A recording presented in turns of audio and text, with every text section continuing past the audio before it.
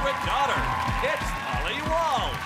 And their team captain, John Locke. And facing them tonight, standing out from the crowd, it's Richard Ayoade. Golly Josh, it's Josh Whitcomb. And their team captain, John Richardson. Now, welcome your host, Jimmy Carr. Hello and welcome to 8 out of 10 Cats Uncut, a show about opinion polls, surveys and statistics. Did you know, for example, a half-hour session of lovemaking burns between 150 and 250 calories, which means every time I make love, I burn 3 calories. Oceanographers say killer whales are actually dolphins. Dolphins are actually gay sharks. And sharks are just bears that have been shaved and pushed into the sea. 40% of blokes have named their car. I call mine Jimmy. Right, let's get started.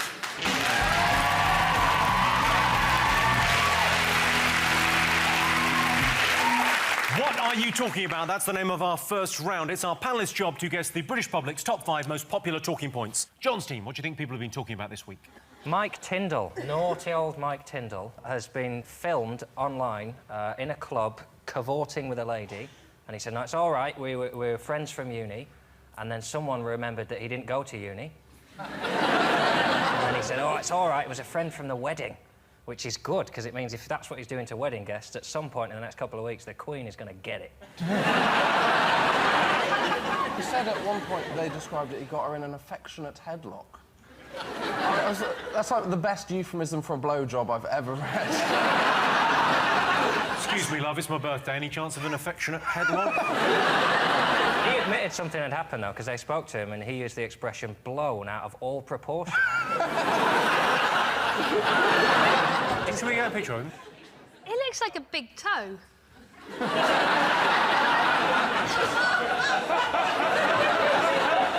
I can absolutely see that. Yes, he does. The only thing they saw him do was he rubbed his face into her breasts. Went like that. If you're a rugby player, that's basically a scrum. There was no sound on the video, so this is all... That's in your head, you've seen that. Well, there's got to be some noise. If you've seen his face and her breasts, there's going to be a noise. You put those two together, it's not going to be...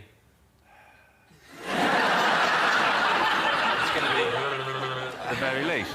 I should make it clear, we don't know exactly what happened with Mike Tindall and this girl. The main objection I would have had to it was a dwarf throwing event. I mean, surely that's where your moral compass gets a bit screwy.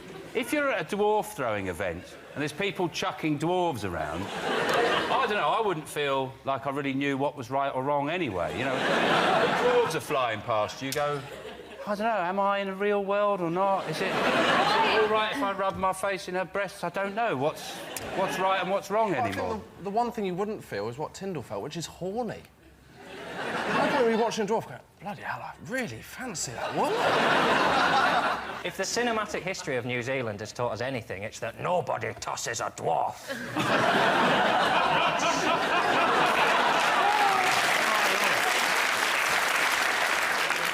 Let's have a look and see whether Mike Tindall is one of the most talked about things this week. Number 5. Yes, this is the story that Mike Tindall was spotted on CCTV acting inappropriately with a mystery blonde. Tindall was chatting to the girl at a dwarf-throwing contest. It was entirely innocent. He just wanted her to help him toss off his little fella. Sean's team, what else have the nation been talking about this week? I think everybody's talking about Dale Farm. Dale Farm, it sounds lovely. Whereabouts is that? Sounds like a nice little children's programme, doesn't it? Today on Dale Farm, someone's throwing bricks at the police. I don't understand. It's one of those things that draws people sort of step on one side of a line or the other, don't they? Like if you read the Daily Mail, you want the gypsies to go. I don't think there's any Daily Mail reader in the country who thinks, I think they should be able to stay on that land. And the more Guardian reading side would go, well, you know, there's other circumstances here. The point is that they've built on land, not only that they don't have planning permission for, they don't own. So if they are allowed to stay, you know, I should be allowed to go there and build something that I want to build, like a foghorn factory.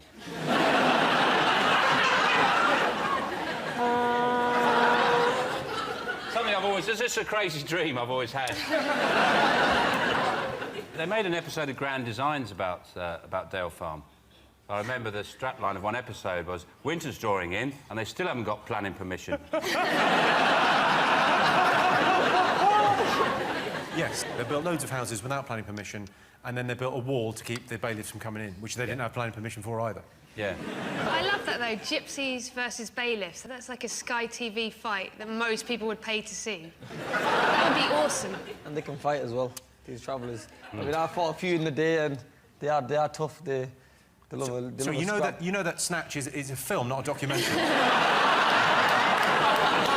That's the weirdest thing about the whole thing, is those shots of caravans and people have written stuff on them to, you know, sympathy, sort of graffiti on their caravan saying, I'm really ill, please don't chuck me out of my caravan. Have a look at this. This is my favourite one. Sick person here. That's where the local nonce lives. Yeah. I'm guessing, I'm not sure if that's the case. Well, one of the strangest ones is the girl who's had her neck attached to some kind of noose. Oh, It yeah. says if you open this gate, she will die. Have a look at this. Have a look.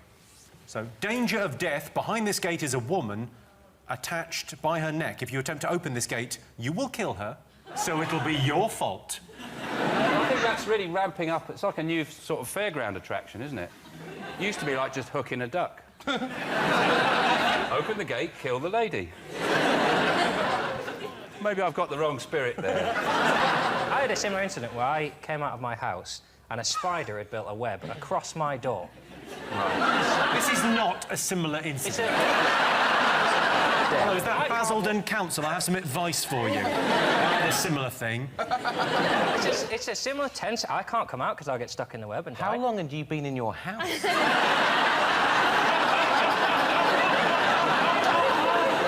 Baffles me that people are always surprised. So there's the gypsy community very angry. But they live in caravans. Like, I'd be a bit testy if I had to listen to my nan having a dump while I was having toast. They kept saying, oh, it's going to be a war. And then the first quote I read of someone who was going down as reinforcements for a gypsy was 70-year-old Anne Livingston from Norwich. It's hardly Platoon if she turns up. Well, they're calling it the Battle for Basildon, and apparently the town hasn't seen a crisis like this since they ran out of fake tan. It is like The Only Way is Essex meets Big Fat Gypsy Wedding. You've even got, like, a guy from Big Brother in them. It's like a reality TV wet dream. There was a gypsy in Big Brother this year, Kerry Katona.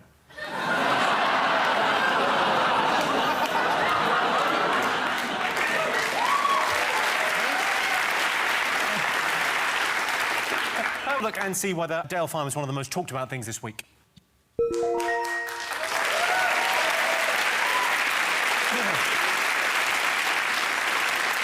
Yes, this is the saga of the ongoing Dale Farm gypsy evictions. Has it really come to the point where 400 families can't illegally build an entire illegal town on an illegal campsite illegally without Johnny Law getting involved?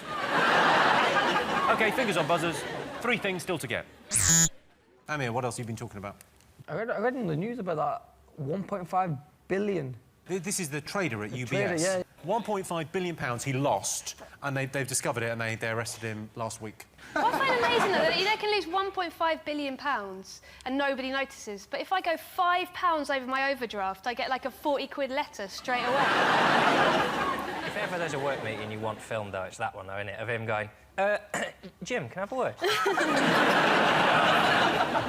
What is it, a new deal? I've lost 10 billion. You've what? I've only lost 1.5. So, imagine you're actually relieved now. He was arrested at, was it 3:30 a.m. at the bank's offices. They arrested him. I just got this idea. He was there with the officers trying to shred himself. He was just going...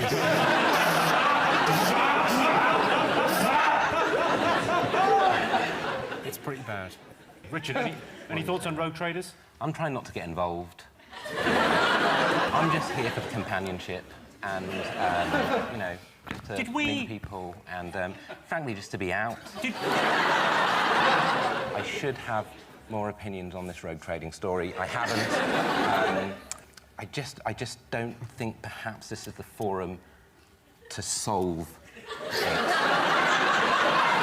And as such, I just think we should move on to less fiscally difficult matters.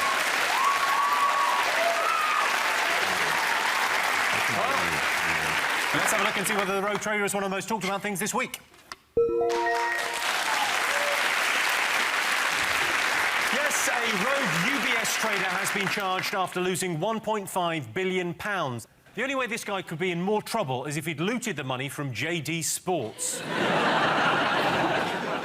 OK, fingers on buzzers. 2 things still to get.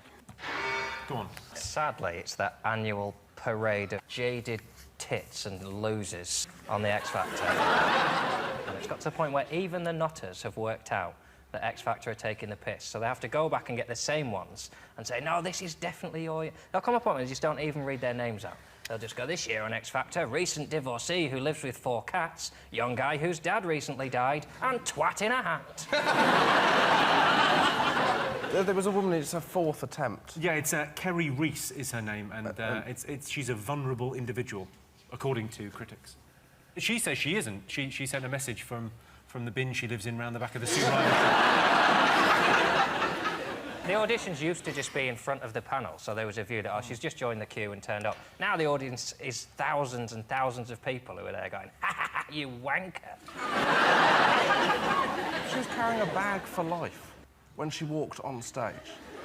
That is not someone who's going to win the X Factor. At no point did Leona Lewis go, I'll just leave that there because I've got my Nectar card in it and I do not want that swiped while I'm out. What I find weird is that they say they do psychological testing. They've justified it by saying we have psychologists who assess all the contestants that come on. But you think, if they let her on, who are they turning away? If you want to know who they turn away, just flick on to Big Brother. That's the people they turn away. Those are the people that didn't make the cut for the X Factor. They're in a house now on Channel 5. Let's have a look and see whether the X Factor is one of the most talked about things this week. Yes, indeed. X Factor bosses have been accused of exploiting a vulnerable 50-year-old with mental health issues. But ITV have assured viewers that Louis Walsh will remain part of the show. Poor Gary Barlow sat there with 3 losers. It's like Take That when Robbie left. OK, fingers on buzzers. One more thing to get. What else has the nation been talking about this week? Is it the Ken Loach retrospective at the BFI? Well, I believe they have a new print of Kes that is pretty special. Yeah. Do yourself a favour, get down. OK, fingers on buzzers. Not you, Richard. I just, you know, it's become needlessly combative, Jimmy. As I've said, I'm just here for the day out. I've had a lovely time. And let's move on and do some bloody great quizzing.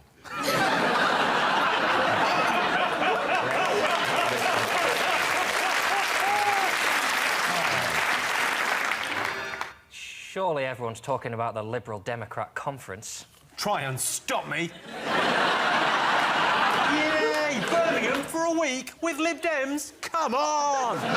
They've really been rumbled now, haven't they? Like, last year they were the cool party, and now you look at them and they all just look a bit weird. Like, any Liberal Democrat, like Sarah Tether and Danny Alexander, they just look like, if you asked them if they wanted a drink, they'd say, oh, I don't like drink, I just never like the taste. Oh, sod off.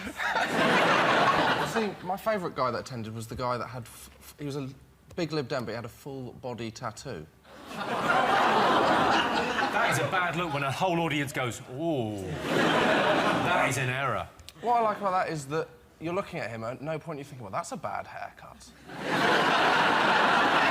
you know what I love about him more than anything? I love the fact he goes, well, I'm going to the Lib Dem conference, better put a tie on.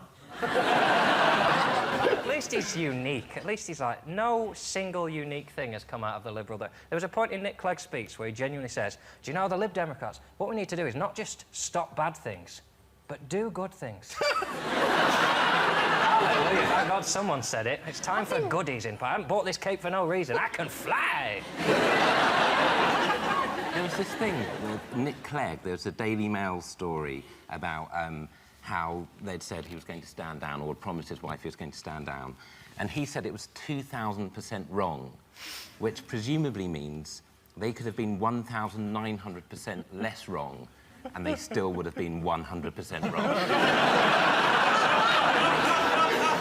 It's a fantastic margin of error. It's a hell of a thing. They had, Hugh Grant was there, and they said he had a 7-minute breakfast with Nick Clegg. He's clearly done that thing you do on a blind date where you go, just phone me 7 minutes in. If it's going badly, I'll pretend there's an emergency. What, Colin Firth dropped out of a rom-com? Yeah, I'll be there fast, don't worry. Should we have a look and see whether the Lib Dems is one of the most talked about things this week? Let's have a look. Yes, indeed. Yes, the Lib Dems had their conference in Birmingham this week. I'm not saying the Lib Dem conference was boring, but the coverage was produced by Dignitas. I'm not saying the Lib Dem conference was boring, but the coverage should be done by Dignitas. See? Got a big laugh. Try that on the next one, Jimmy. That's a little tip from me to you. The Lib Dems want to legalise drugs. No wonder. If you were at the Lib Dem conference for a week, you'd want to get off your face too. Am I sucking a cock? What am I doing here? That's a cigar, yeah, that's what you said. Jimmy. It's a hell of a catchphrase. Am I sucking a cock or what? And you never really want to have to ask. So, those were the most talked about stories this week. But in other news, the IMF has lowered Britain's growth forecast from jack shit to fuck all. And a 5.4-ton NASA satellite is expected to fall back to Earth on Friday. Although officials cannot say exactly where it will hit, they're hoping Dale Farm.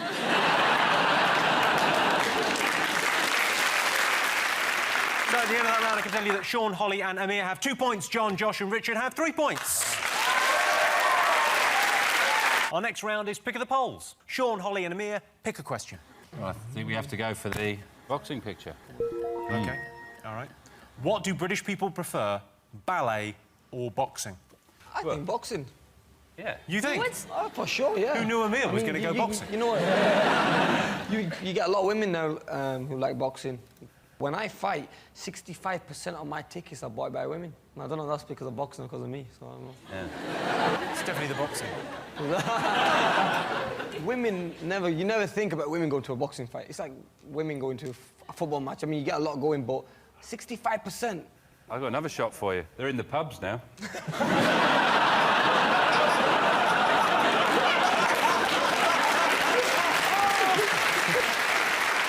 Where's it going to end, Sean? They're going to be driving. I went to the bloody laundrette the other day. There's a man doing the service washes. What's gone mental? What I want to know about this question is, when you say ballet or boxing, is it to watch or to take part?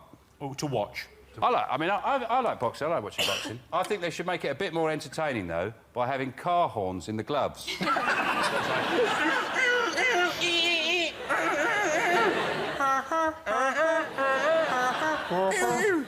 Amir, I've got a boxing question for you. Go on, OK, mate. youngest ever Olympic medal winner, I believe. Yep. You got silver. Yep. Silver in boxing, that is second. There's only 2 of you in there. Just saying. Just saying. Imagine if he'd come third. Yeah, that went to the ref. 28 of us in the whole competition in that one division. Yeah. I was the youngest. I mean, all the rest were like 30. It was amazing to watch.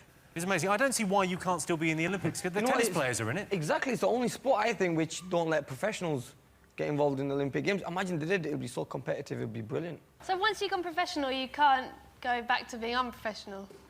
No, amateur. Amateur. Yeah, Amateur. Professional. I'm not sloppy. They don't just turn up with one glove. So professional. He's wearing skis, for Christ's sake. It's a boxing match. You've got pretty good reactions, yeah? That's the thing about being super lightweight. Super lightweight. So it's all about the reactions. It's about the speed. The speed is incredible. Me, speed is power, innit? OK, well, I want you to obviously have a good experience this evening. I want you to learn something. Have a look at this American schoolboy. Watch and learn. Are you going trick-or-treating? No, probably.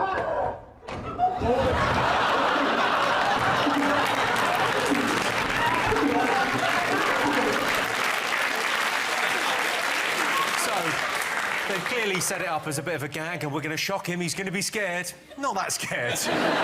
Knocked him out, put him back in the bin. Yeah. That was a good show, wasn't it? Around the gym. The other thing that, I mean, whatever. I'm not telling you how to suck eggs. I'm not your coach. I can't teach you how to win the fight. I can just guide you. Have a look at this, and I want you to think about this when you step in the ring. Yeah, have a look.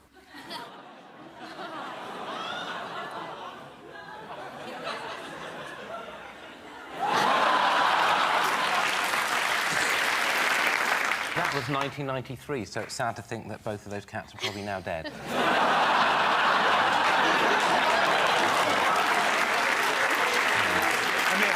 I want to know when they stopped, because, like, in the boxing, they used to box like that. Like, 100 years ago, people used to box... You're giving your age away, man. I mean, it's changed now. It's changed. I'm not 100. That's in the pictures. 50 years that's ago, how they used to pose. They didn't used to go like that, did they? Have you not seen... They did. Have you not seen the Sherlock Holmes films? They definitely did. They used to punch like that. They're not documentaries. That's not how Sherlock Holmes fought. Yes, it is. Hang on, Sherlock Holmes did not exist. They used to do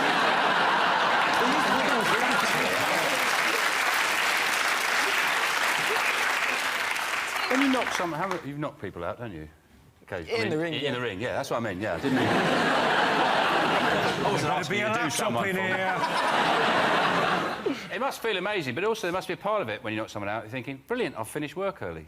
Yeah, they always say to me...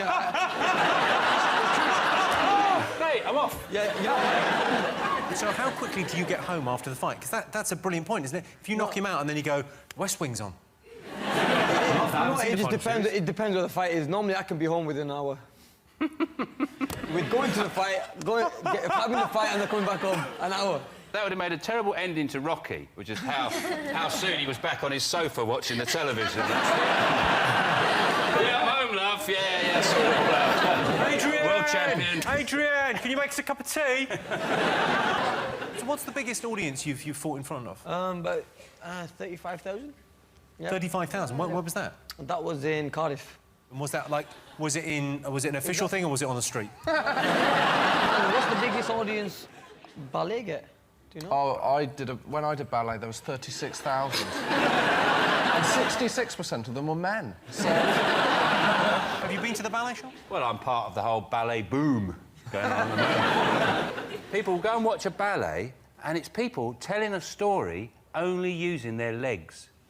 That's just cosmic, man. So they're just using their legs, like that, dancing around using their legs, and people going, it's like Skippy. It's like, what? The princess has been taken to the castle by the Wicked Witch? And they go, yeah. But it's great, just people telling a story only using legs. How good is that? It's pretty good. Yeah. OK, well, let's get an answer on this. John? Ballet, I think, are we? OK. Yep. Right, guys? You're going ballet? What do you think? Voice of the people. Boxing. All right, I can tell you the answer is... 56% of people prefer boxing to ballet.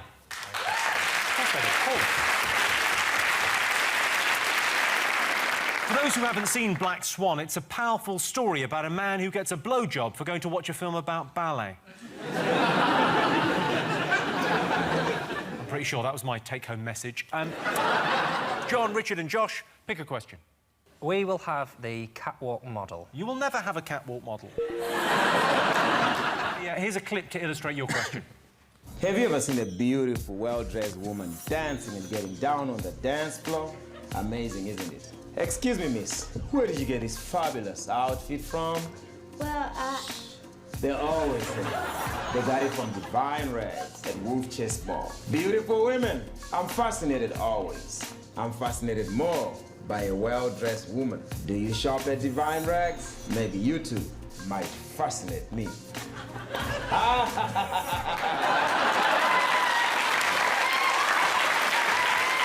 OK, here's your related question. It's London Fashion Week, as I'm sure you're aware, John. These cardies don't knit themselves. So we've asked our studio audience, would you be honest with a friend if you didn't like what they were wearing? Yes or no? I would be honest with a friend about not liking what they were wearing, even if I did like what they were wearing. It's only a reason to have friends, isn't it? To go, all right, Steve, you're looking like a dick. That's all male friendship is, isn't it? Just laughing at clothes. I mean, I didn't want to be honest with you two guys tonight, but come on. Polo shirt on TV. Up your game, Josh. It's so outdated. It's, Fuck. Yes, it... So have you ever told anyone that you don't like their outfit? I don't hang around with people who care what I think.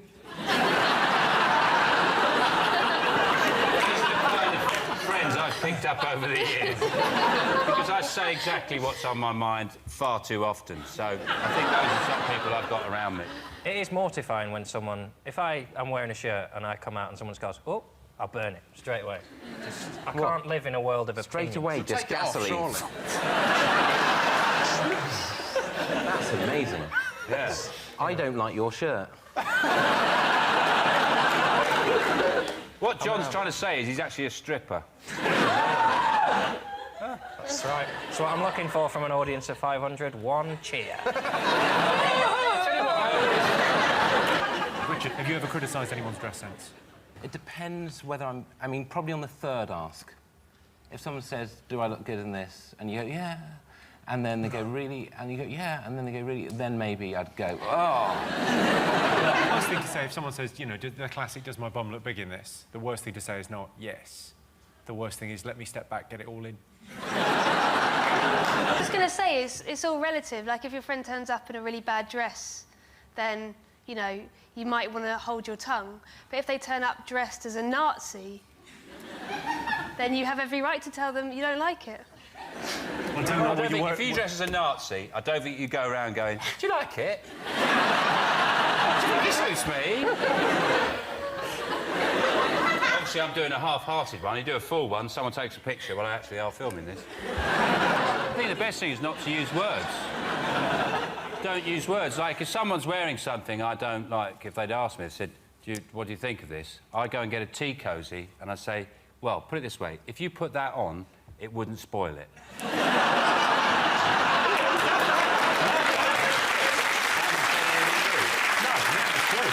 Amir, have you ever criticised what a friend's wearing?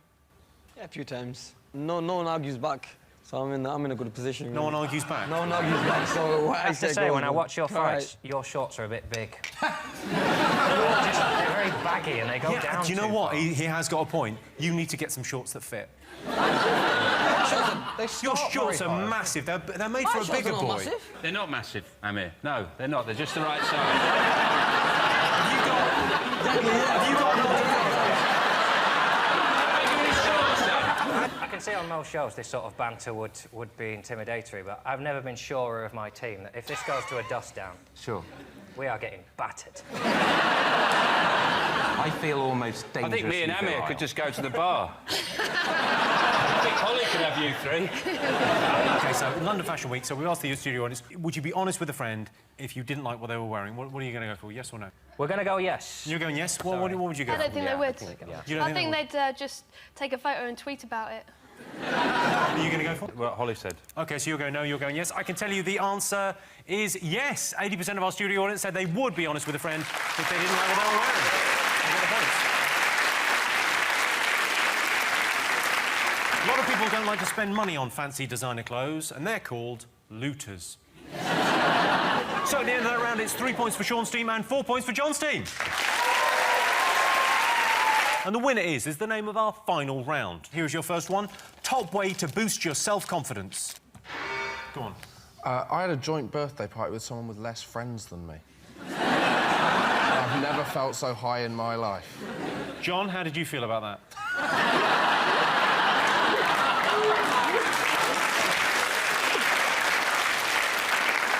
Is it have a drink before you leave the house? Number 4 is get drunk, yeah. To boost your self-confidence, a couple of drinks. Yeah. See those guys in the park, they're having a whale of a time. Yeah. They could take on the world. They could take on the pigeons. Say anything for the guys in the park. They're not in there going, oh, I feel like we're getting stared at. I think there's too much corned beef on this jacket. Let's be honest, this question. Most people do not lack self-confidence. You want to go watch The X Factor and watch swaggering arseholes. The question should be, how do you undermine people? Because most people just need bringing down a peg or two. All these pop stars with that they do, innit? How do they do that?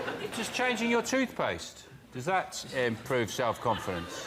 A lot of adverts I see suggest that by switching a brand of toothpaste, you can really give not just your teeth, but your whole life a bit of a lift. I find the best way is to lie to yourself. About who you are, what you've done, and where you're going. What sort of thing have you told yourself, Richard? That it's all right. That is a massive lie. It is a lie. I mean, it's factual. I mean, look, it's not true. And what about where you're going? What do you say to yourself? Yeah, I say I am going somewhere. Which is that on the... That's not one of the things. OK, top way to boost your self-confidence. Go to the gym. Working out. Oh. That's the right answer. Exercise. Yeah, the top way to boost your self-confidence is to get fit. Of course, you don't need to get fit. If Gok 1 has taught us anything, it's that the easiest way to boost your self-confidence is to strip down to your bra and pants and stand in the window of Debenhams. OK. Worst thing about moving house? For me, it's that nagging fear that someone at the old house is going to dig up that patio. Is it when you... Saying you're a murderer? I'm saying there's something under the patio. If you choose to interpret that as me saying there's someone under the patio, you're the murderer. You know why I don't move house? Never. I've moved house once. I'm never moving again. You live in a never. castle. I don't care how many kids I have. It's the house is big enough. I'm not putting in another cat flap.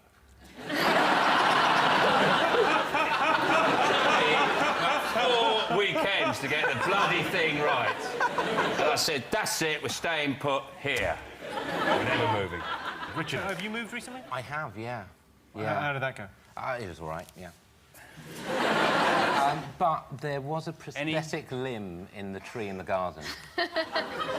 In the tree? Yeah, in the tree. And it's quite bleak trying to work out what the narrative of that is.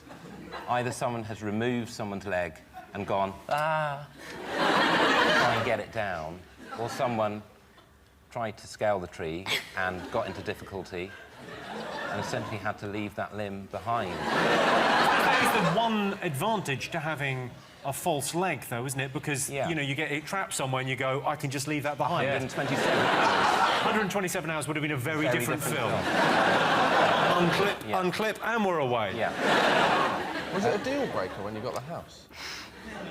Does the limb come with it, or am I going to do it on my own? Yeah, I mean, to be honest, I didn't notice the limb on the first viewing. Surely it came up in the survey. It didn't come up in the survey. Tragic news, Richard, your new house has only got one leg. What about you, Josh? Where are you living at the moment? I've got my suitcase with me. Are you currently homeless? We booked a homeless boy on the show. That doesn't seem right. Well, very few homeless people have a wheelie suitcase, Jimmy. But... Well, you do. Where were you staying last night? On the floor of one of my close friends. Really? You haven't got any close friends. So you were sleeping on the floor? Does your close friend run a homeless shelter?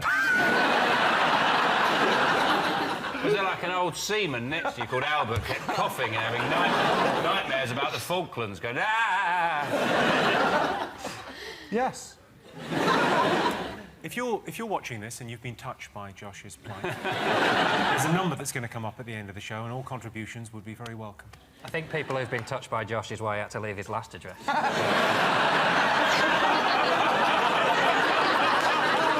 It's why he's got to tell the neighbours now. OK, I will give you a clue. It's about dealing with certain people. Is it neighbours, the neighbours, that you'll lose? New neighbours is the 5th on the list. Yeah. Estate agents? That's the right answer.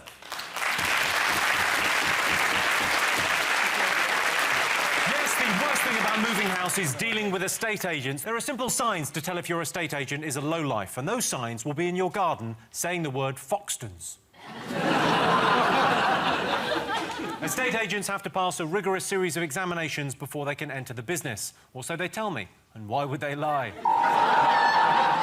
Well, that sound tells me it's the end of the round and the end of the show, which means the final scores are Sean, Holly and Amir have 4 points. John, Josh and Richard are the winners by a knockout. Thanks to all our panellists, our wonderful studio audience, and to all of you watching at home. That's it from us. Good night.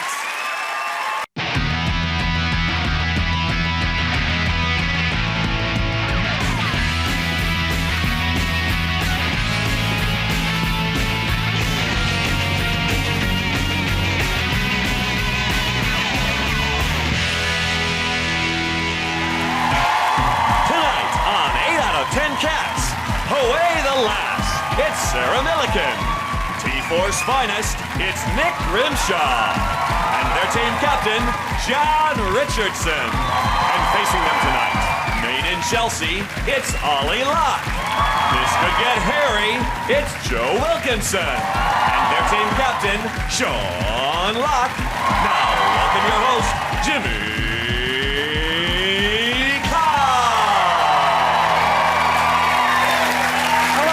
Welcome to 8 out of 10 Cats Uncut, a show about opinion polls, surveys and statistics. Did you know, for example, 31% of men say they have a bucket list of things to do before they die? Number 1, find out where that smoke's coming from. 12% of British people have a friend with benefits. I've got a friend with benefits. She's on benefits. And 27% of people believe in reincarnation. My uncle died and came back as a woman. I say died, he went to Thailand. Right, let's get started.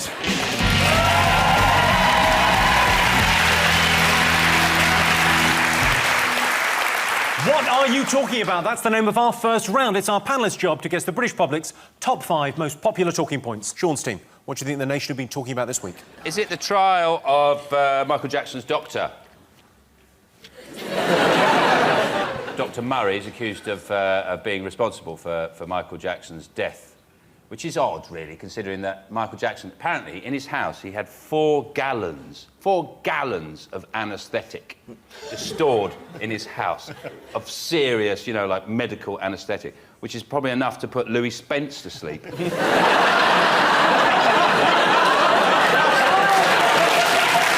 lot. That is a lot. They're just trying to work out whether he killed him. And I was thinking, I can't think of a time in the last few years when Michael Jackson was alive and people went, oh, it's Michael Jackson, he looks well. Yeah. To be fair, though, he hasn't looked himself since 1984. How do you tell a man he's ill when you go, you're right, Michael, you're looking a bit pale? He goes, thank you. Well, I was thinking, before he died, his whole life must have flashed before his eyes. And his last thoughts must be, who's that little black kid singing my song?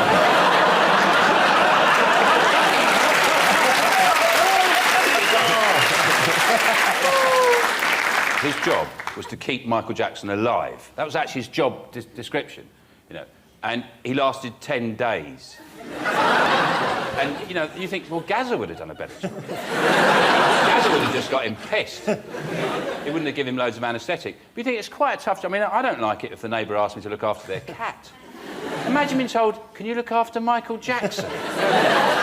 What? Like the world's most fragile and expensive Tamagotchi ever. Going, Christ. Oh, Christ, what does he want now?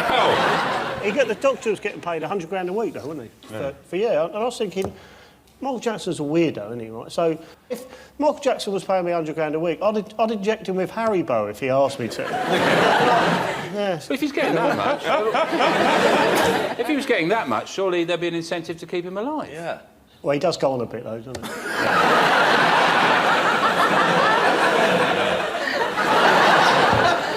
People suspect foul play. The family suspect foul play, and it just, you know... Well, there was a delay, wasn't there, in resuscitation, giving him the kiss of life, because it took them ages to find an 8-year-old paramedic.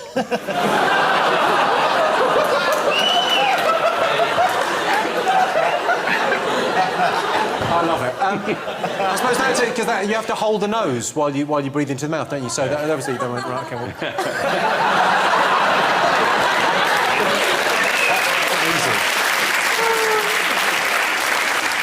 Let's have a look and see whether the trial of Michael Jackson's doctor is one of the most talked about things this week.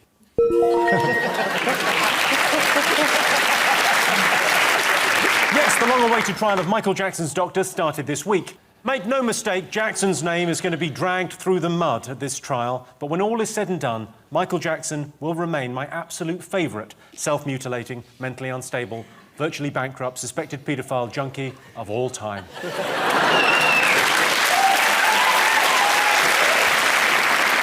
OK, John's team, what do you think the nation should be talking about this week?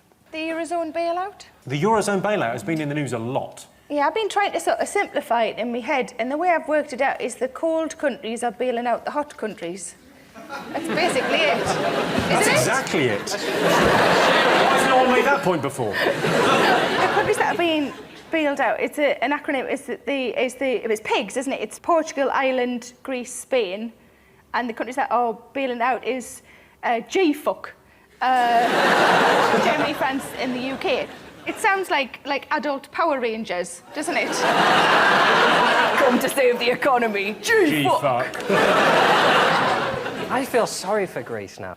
There must be a Greek finance minister whose job now he's just given up. Flippers. Surely. He's just adding up. It'd be like when a relationship is clearly going to end and you know you're going to get dumped, so you just spend all your time doing things to prepare for being on your own. Like, if you said to the Greek finance minister, what's your sort of average day now? He'd go, well, I have a tub of Haagen-Dazs for breakfast. But you spend the rest of the morning watching YouTube videos of cats and dogs sleeping on each other. Send an email at lunchtime, is it fixed? No, and then just cry and sleep. I just make a point that nobody but you ever prepares for being alone. You've been preparing for a long time. Yeah, I've been preparing for it my whole damn life. It's Greece's fault. It's Greece's fault. It's their fault they're in the situation. They borrowed too much money, and what do they produce? They produce flip-flops and ouzo. The drink nobody wants. Nobody wants ouzo. If somebody comes back from Greece, then nobody brings a bottle of ouzo unless you've got slugs in your garden. Even Sean Ryder won't drink it. That's disgusting. Who drinks something that sounds like a plasterer's nickname? Oi, ouzo! And also, they smash all the plates at the end of the meal. No wonder they're bankrupt.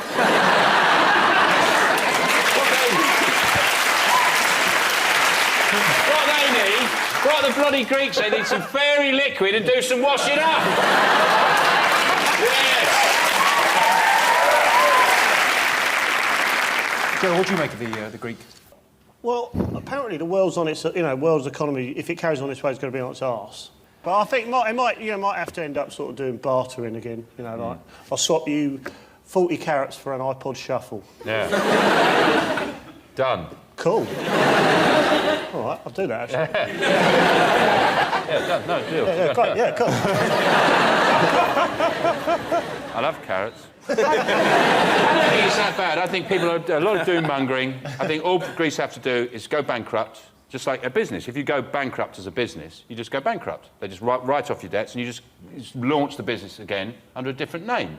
So they just come back with a new name. What would you call them? Pedalosia, or something like that. Humustan. What about if it's Greece? What about lard? Too hot. Too hot for lard. Could call it lube. Lube, welcome to lube. Immigration, presumably, would be quite easy. Slide straight through.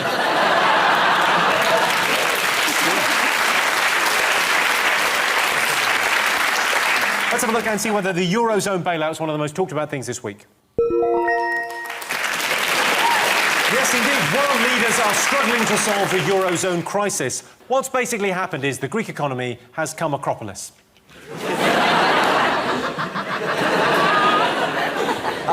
Sean, Joe, Ollie, what have the nation been talking about this week?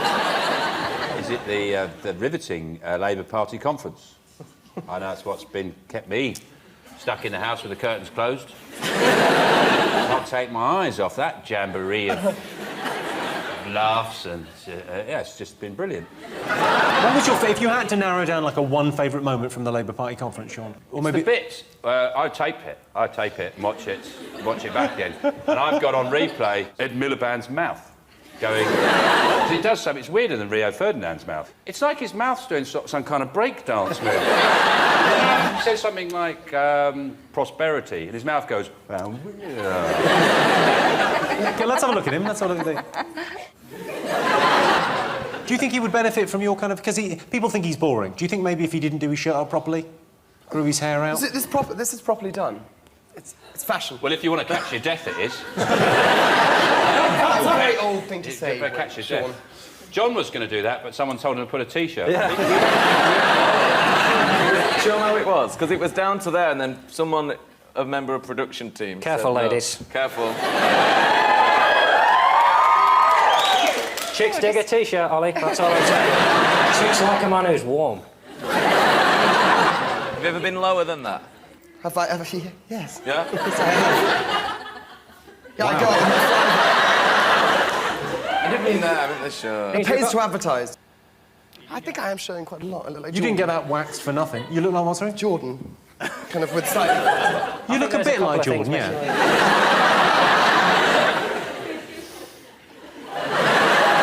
You look like someone for whom the gender reassignment has gone brilliantly.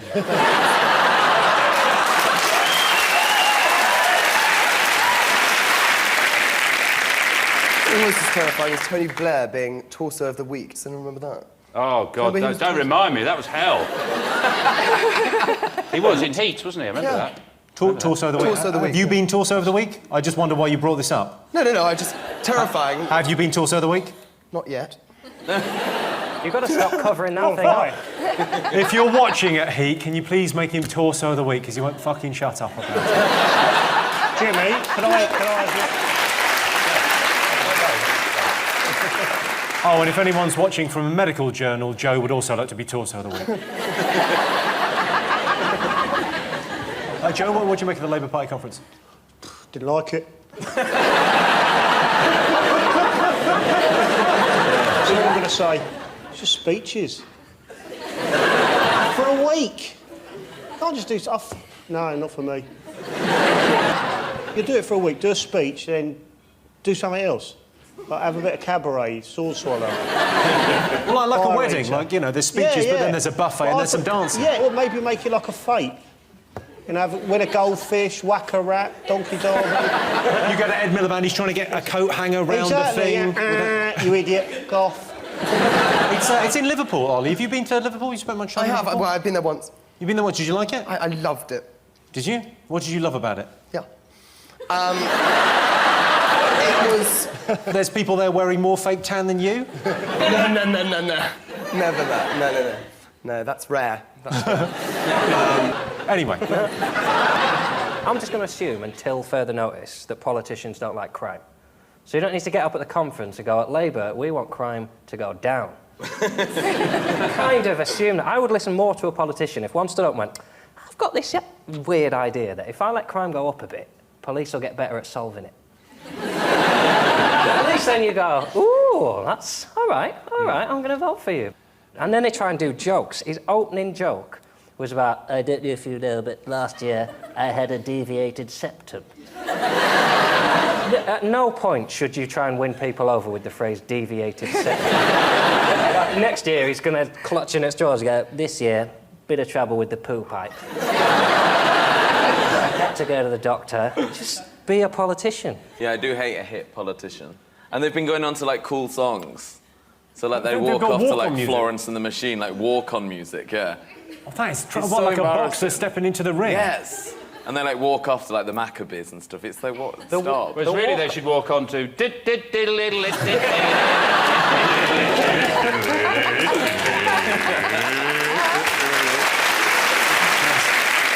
OK, let's have a look and see what the Labour Party conference is one of the most talked about things this week.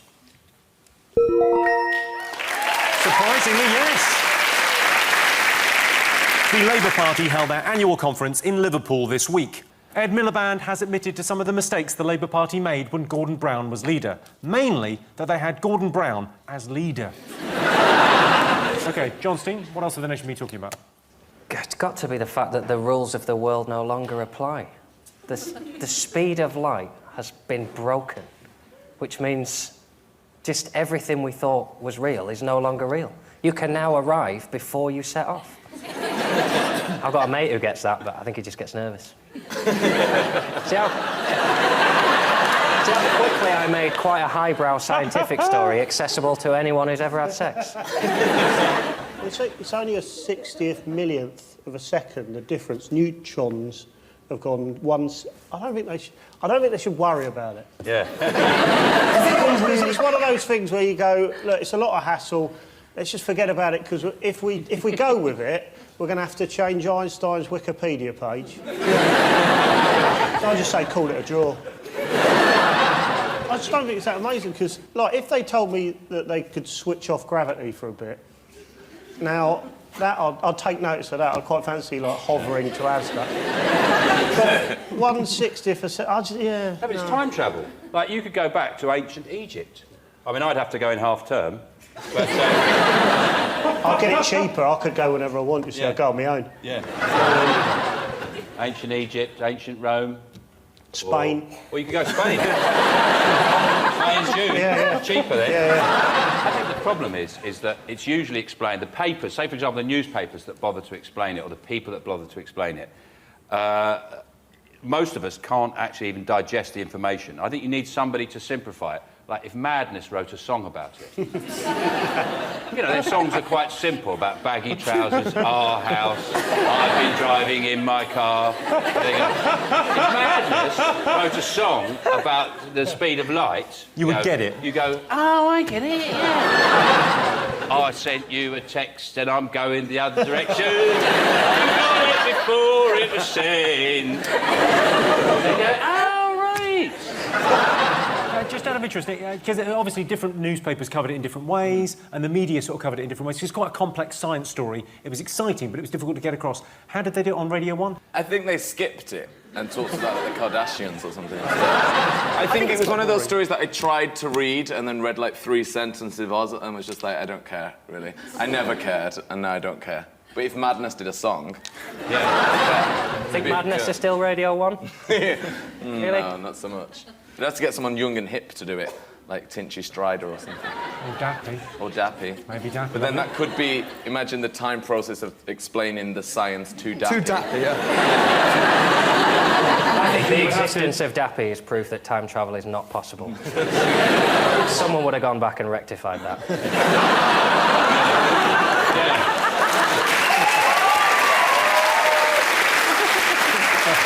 Right, let's have a look and see whether the speed of light is one of the most talked about things this week.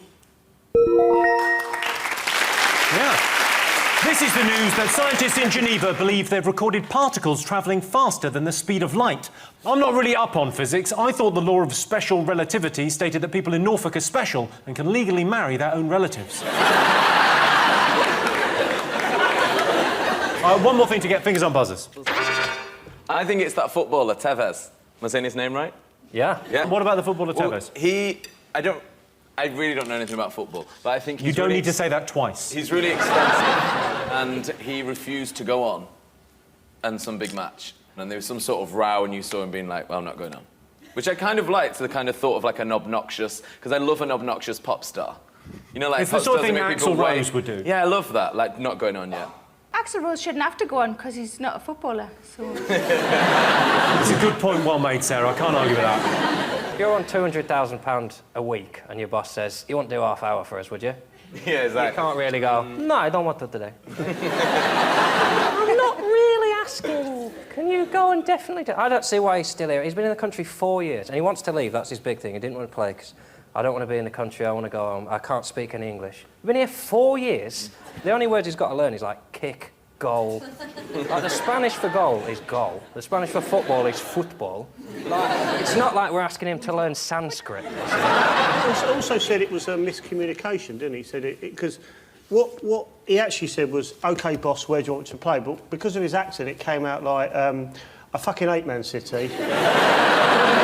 You can piss off, shove it out your arse, you piece of shit.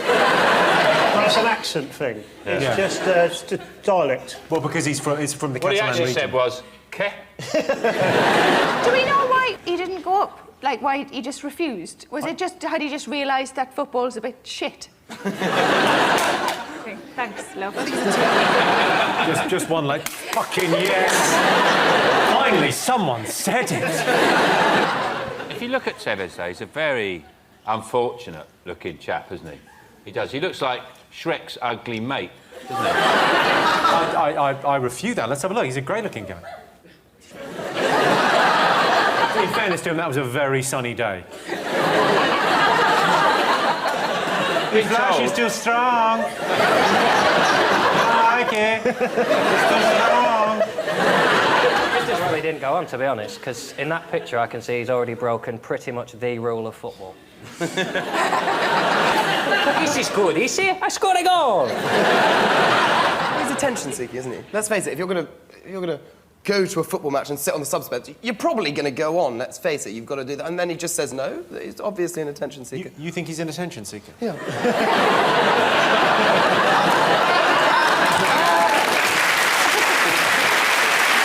He's obviously an attention seeker.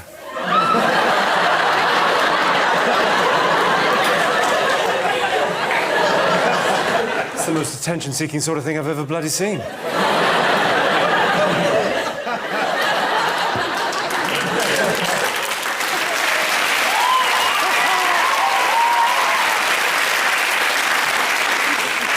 That, my friend, is how you get attention. Let's have a look and see whether Carlos Tevez is one of the most talked about people this week.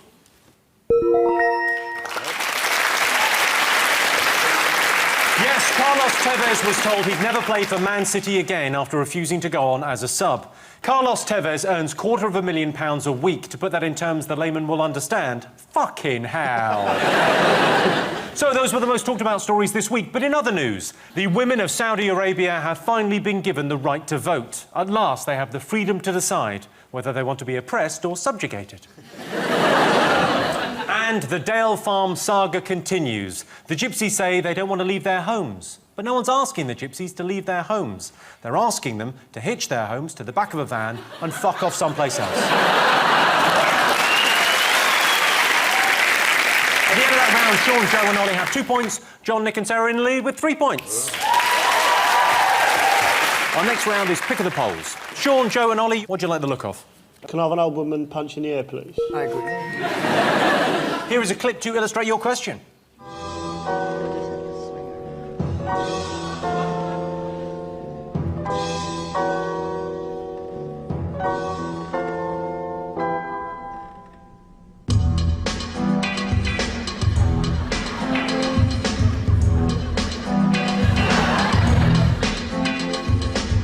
It's getting hot in here, so take off all your clothes.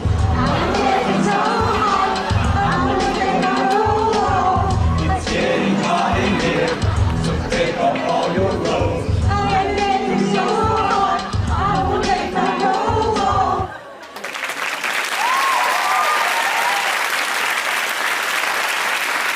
That looked like the sort of thing that would be on a Dispatches documentary. Followed by Ethel didn't want to be in a home. They have closed down that choir. I've got a weird thing about older women recently. Have you? Yeah. Like a bit of granny fanny, do you? Well,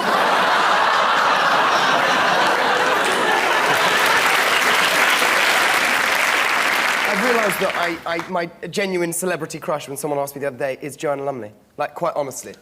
And then last night I was at an event and a woman actually walked past me looking like Joanna Lumley and I gave her the kind of thing and I was like, what am I doing? This woman's probably 80. Well, he had a stroke next to him. But I don't know why. OK, so the question. In a poll to find the best thing about retirement, taking up new hobbies came second. What came first? So what's the best thing about retirement? Is it finding out what your dog does all day long? At work, I imagine people have got a dog and think, what's he doing now? When you're retired, you go, oh, he sits over there. And he goes over there for a bit. And then he goes up the stairs, pines at my bedroom door, then comes back down again. I'll definitely pretend to forget my relatives. Oh, yeah, that was it. Don't know who you are. You might as well leave. Then carry on watching the telly. Thank God they've gone. The train journey to Switzerland.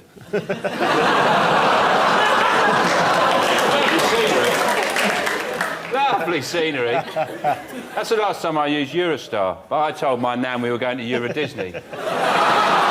I'm just going to do all the things I do now, but not get the piss taken out of me for them. Right? I'm going to tuck things in, I'm going to pull my trousers up, I'm going to buy slippers. I bought a pair of slippers last week, and, you know, at my age, you have to make an ironic, just wacky, just, you know, it's just a joke, really. Just, I want to wear slippers in my house. Really soft on the inside, sliding into a slipper. Sorry, give me the sliding into a slipper noise? That should be a lady. What are you putting in the slipper? If you've got the right slipper, you don't need a woman. That's what I'm going to say. I think eating. I think my gran was a big eater, just never store and not eating. Yeah, they love listing who's dead. Oh, that's their best thing ever, that's like their favourite thing. All excited that Janet's dead, and they've outlasted Janet. People you don't know. Yeah. Do you know Elsie? You know her mum? Whoa. OK, my nan... not Elsie. My nan's called Elsie. No, Elsie's all right. I can't believe they found you first. I've got some really terrible news. Ollie is your new granddad. Like, your first reaction when you found out I was your grandson was to give me a pervy wink then. OK, so Beth, you've been the closest so far, Sean, with your trip to Switzerland. Is it holidays? I'll give you that. The best thing about retirement is time to travel the world.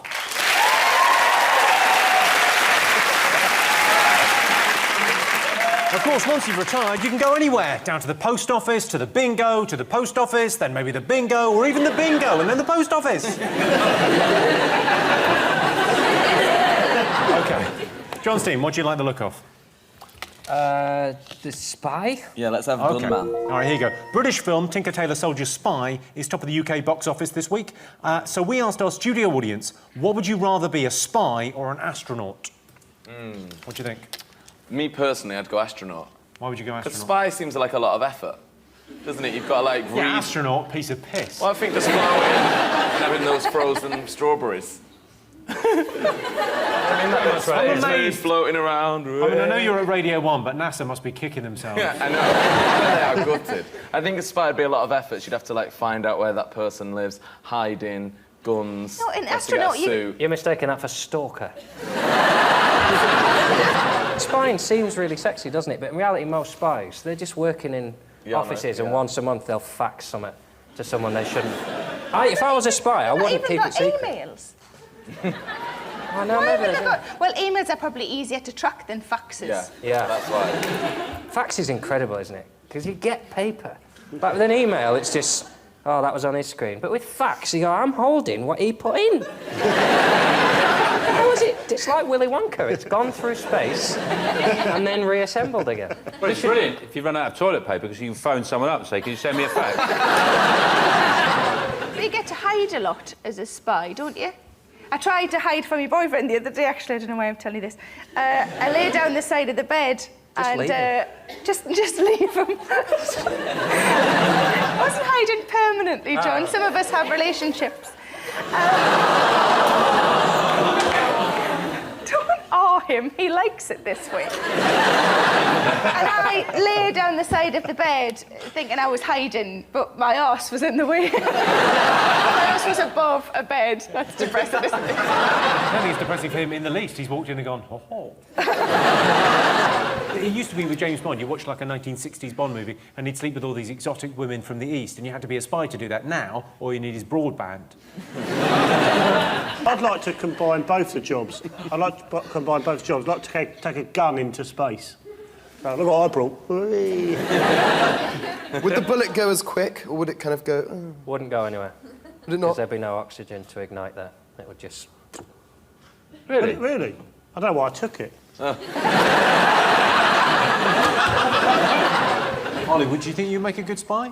I could be a good spy. I think you could be a good spy, yeah. Do I? Yeah. I think firing you into space isn't a terrible idea. I imagine there's a Pussy Galore in Made in Chelsea, isn't there? I imagine. Is not Sorry? one of your friends called Pussy Galore, or...? No, I've got a binky and a caggy. You've got a binky and a khaki, so you are transgender.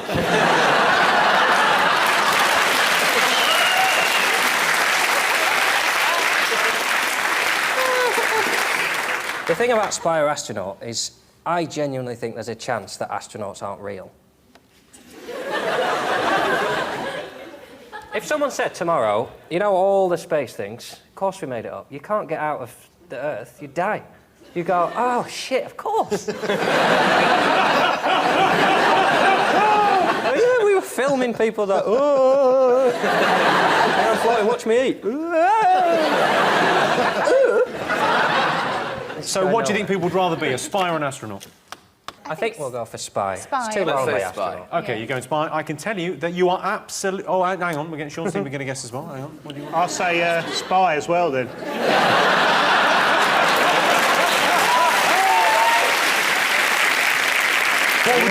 actually have said? Spy. I would have gone. I was actually going to say this. Spy. You go I'm going astronaut. You can't go astronaut. But he said it's spy. Spy. Can we have me spy, Jimmy? We'll go spy. That voice suits you more than yours. What do you think? I'm going to go astronaut.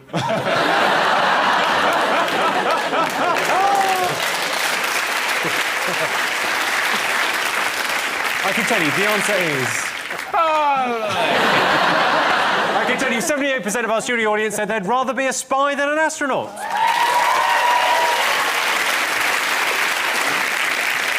I better get out of this world, being a spy.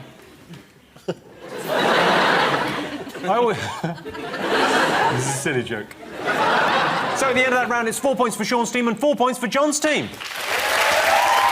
And the winner is the name of our final round. Here is your question. Best way to spot a liar? Big wooden nose. Are his pants on fire?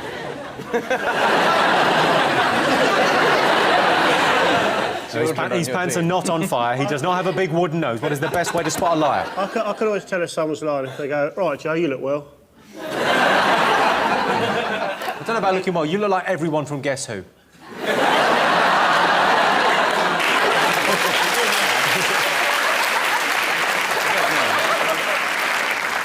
Is it when you move your eyes to side, you know? Can you do that again, but a little bit camper? I just want to see how far camp goes. Oh, I haven't even started. Is there an actual truth serum, or is that like a Harry Potter thing? In all honesty, is that? Can you actually Is there a serum? Is it? Yeah, it's called Bacardi. Not even. What's that, Lambrini? That's gone up in price recently. What's gone up in price? It used to be 89p, and I think it's about £2.30 now. Most people know the price of milk. Now, I've seen you lie. Lie? I've really? seen you lie to a woman. Have a look at this. But yeah, you mean a lot to me, babe. It's very You sweet. make me super, super happy. It's very sweet to you. How do you feel about me?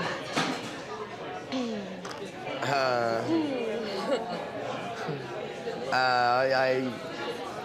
like you a lot. You're a wonderful, wonderful person. Thank you, baby. You're, Those eyelashes look exceptional.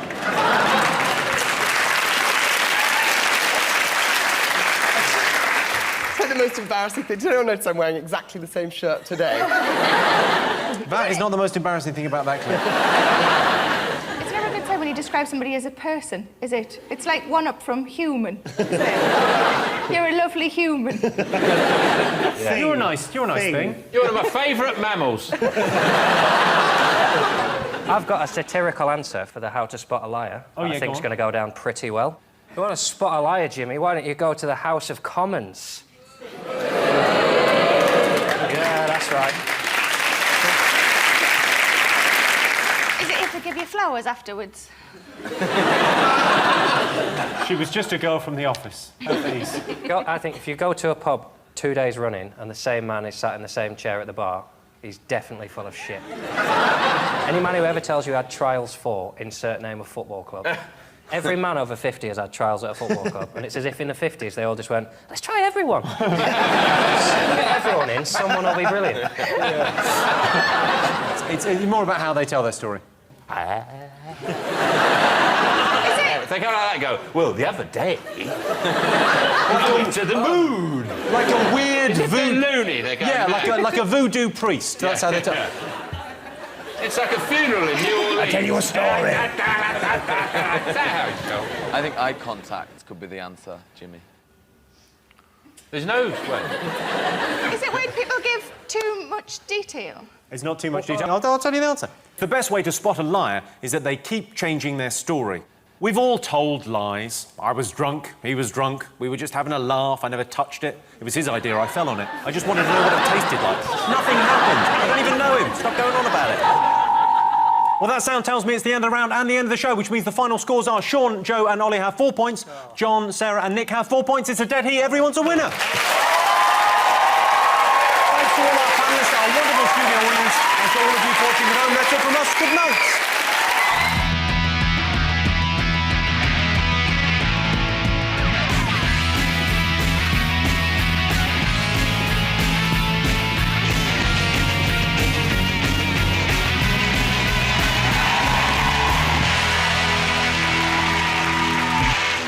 Tonight on 8 out of 10 Cats, strictly sensation. It's Greg Rebel Horwood. His eyes are smiling. It's David O'Doherty. And their team captain, John Locke. And facing them tonight, down with the kids, it's Rick Edwards. Show her the funny. It's Ellie Taylor. And their team captain, John Richardson. Now welcome your host, Jimmy.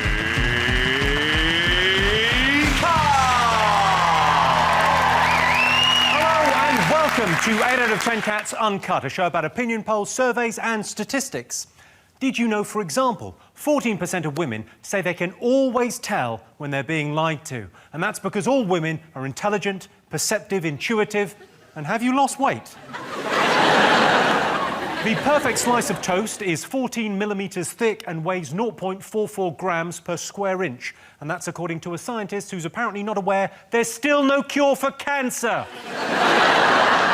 And only 3% of British women are naturally blonde. And that's a survey I conducted myself on the escalators at King's Cross. Right, let's get started.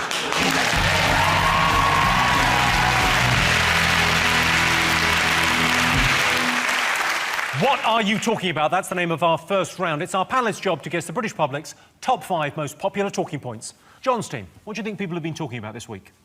Jackson trial? Oh, he's still dead, isn't he? Still dead.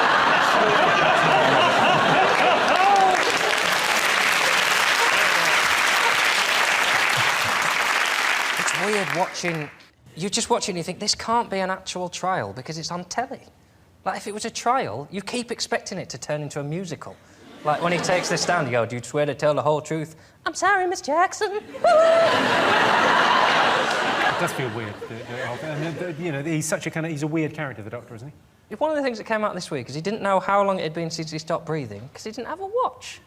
Like, he's a doctor. Like, I'm becoming more and more convinced that he's Dr. Hibbert from The Simpsons. I think there'll be a bit this week when they question him and they go, were you there at the death? And he go,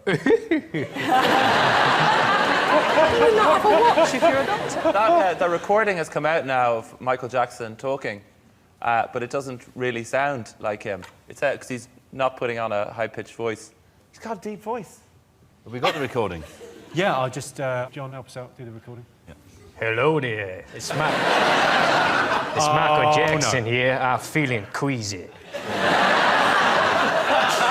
You have to ask the question, why would someone need to have such serious medication just to get to sleep? What was stopping them getting their sleepy buys? Why couldn't at night time they just go... Why, every night, they'd lie down and just go...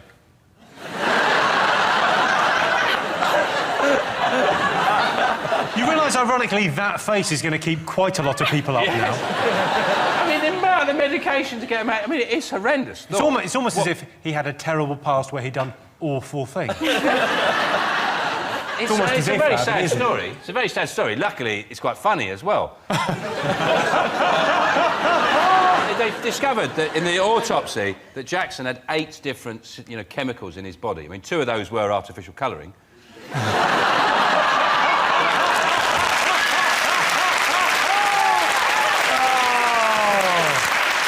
I have some appreciation of what Michael Jackson was going through, though, because in the latter part of the last century, I played for a football team, and in order to play in this league, we had to have matching jerseys. So a guy was sent off to a market, and he brought us back 10 T-shirts with Michael Jackson bad written on them that we wore for the whole season, and we just became known as the pedos. The problem was the team adopted that. So you'd have someone like, we'd be 2-0 down, but come on, pedos, let's raise it for the last quarter. Apparently, Michael Jackson was concerned he was going to get murdered as well. That's come out of the trial. It doesn't look so mental now, does it? Yeah.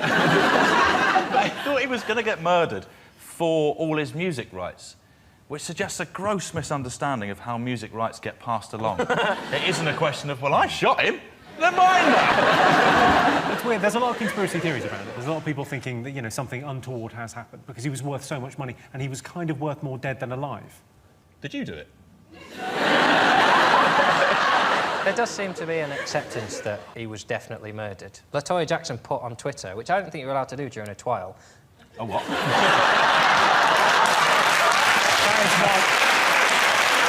That is what a lot of the kids call the Michael Jackson trial. My own ear when it happened to them. She put on Twitter during the trial... Thank you. She put during the trial, I'm sick...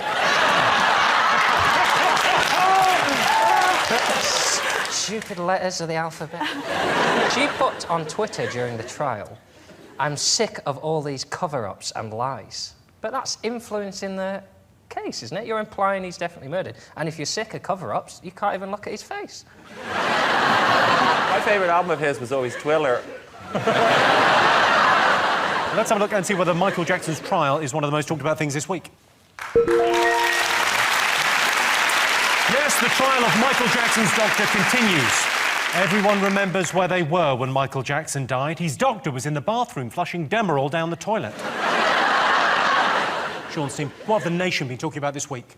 Well, knowing this nation that we live in, they'll be talking about the fact that it's been hotter than it's normally expected to be at this time of year. It's not meant to be hot at the end of September, the beginning of October. But it has been. But it has been, and it's literally made the tabloids blow a gasket. They go, blimey, it's so hot! What's going on? It's like Day of the Triffids or something's happening. It was very hot, though, wasn't it? I mean, there's no point beating about the bush. I was out there. You can't argue with anyone. They say it wasn't that hot. You go, bloody was. It was so hot, they were resuscitating the donkeys they'd shot at the end of the summer season. We shot them too early. We should have waited a couple of weeks. The old people, though, they suffer in the heat, don't they? There's the old people. But also, they suffer in the cold. They need to invent a jab for weather, don't they? They just inject them with some light drizzle. They're just teetering. Somewhere in the middle. They're not suffering too much. The tigers in the Isle of Wight Zoo, I was reading, they felt sorry for them, so they gave them ice creams. Because I read this, yeah. Tigers wouldn't be used to warm weather at all. They're oh, this is so hot. Not like India, where I was snatched from as a child. They're probably is that they were freezing. They probably should have given them cup of soups. And they're... I always love it when it's really sunny like this because nothing can seem to bring English people inside when it's sunny. Like last year, there was a sort of a same kind of thing, an unseasonably warm period of time, and loads of people went to my local park, and in the middle of the day, someone got shot. And so, like, the police came, the guy was airlifted to hospital, and it was all, like, cordoned off, and you'd think that would kind of end people's day. But no, loads of people stayed. It was like they'd weighed up the options of, like, well, there is a murderous gun-toting gang on the loose, but on the other hand, I don't know when these bad boy flip-flops are going to get another airing. I'll take the risk. OK, let's have a look and see whether the unseasonable weather is one of the most talked about things this week. Of course it is. The most talked about thing. There was a heat wave in London, but I tell you where they enjoyed a real Indian summer. Delhi. On Sunday, it was as hot as hell. In fact, Margaret Thatcher woke up and thought she died. John, Rick, Em, what else have the nation been talking about? Well, over here on Team Cool, I imagine we've all been glued to the Tory party conference. Woo! Yeah. Osborne solved the world financial meltdown. He said, these problems have been caused by humans, and they'll be fixed by humans, which is bullshit. It's a bit like being in a jungle going, well, this arm might have been bitten off by a tiger, and I fully expect a tiger to return and sew the wound up. Bit simple, George. I liked Jeremy Hunt's speech, the culture secretary, and he had this beautiful ballet dancer come on stage and do this dance. And at the same time, unexpectedly, Eric Pickles began to join in. And he was doing this sort of strange thing with his legs and got in a bit sort of out of breath, but then it just turned out he was trying to get out of his chair. Bless him. Even his own party are going at him for being fat. You just want him to, because he looks so sad. You think, just have some, he needs some lines, like old stock lines, so when Osborne took the piss out of him, going, do you know why I'm so fat? Because every time you fuck the economy, I have a biscuit. Boom!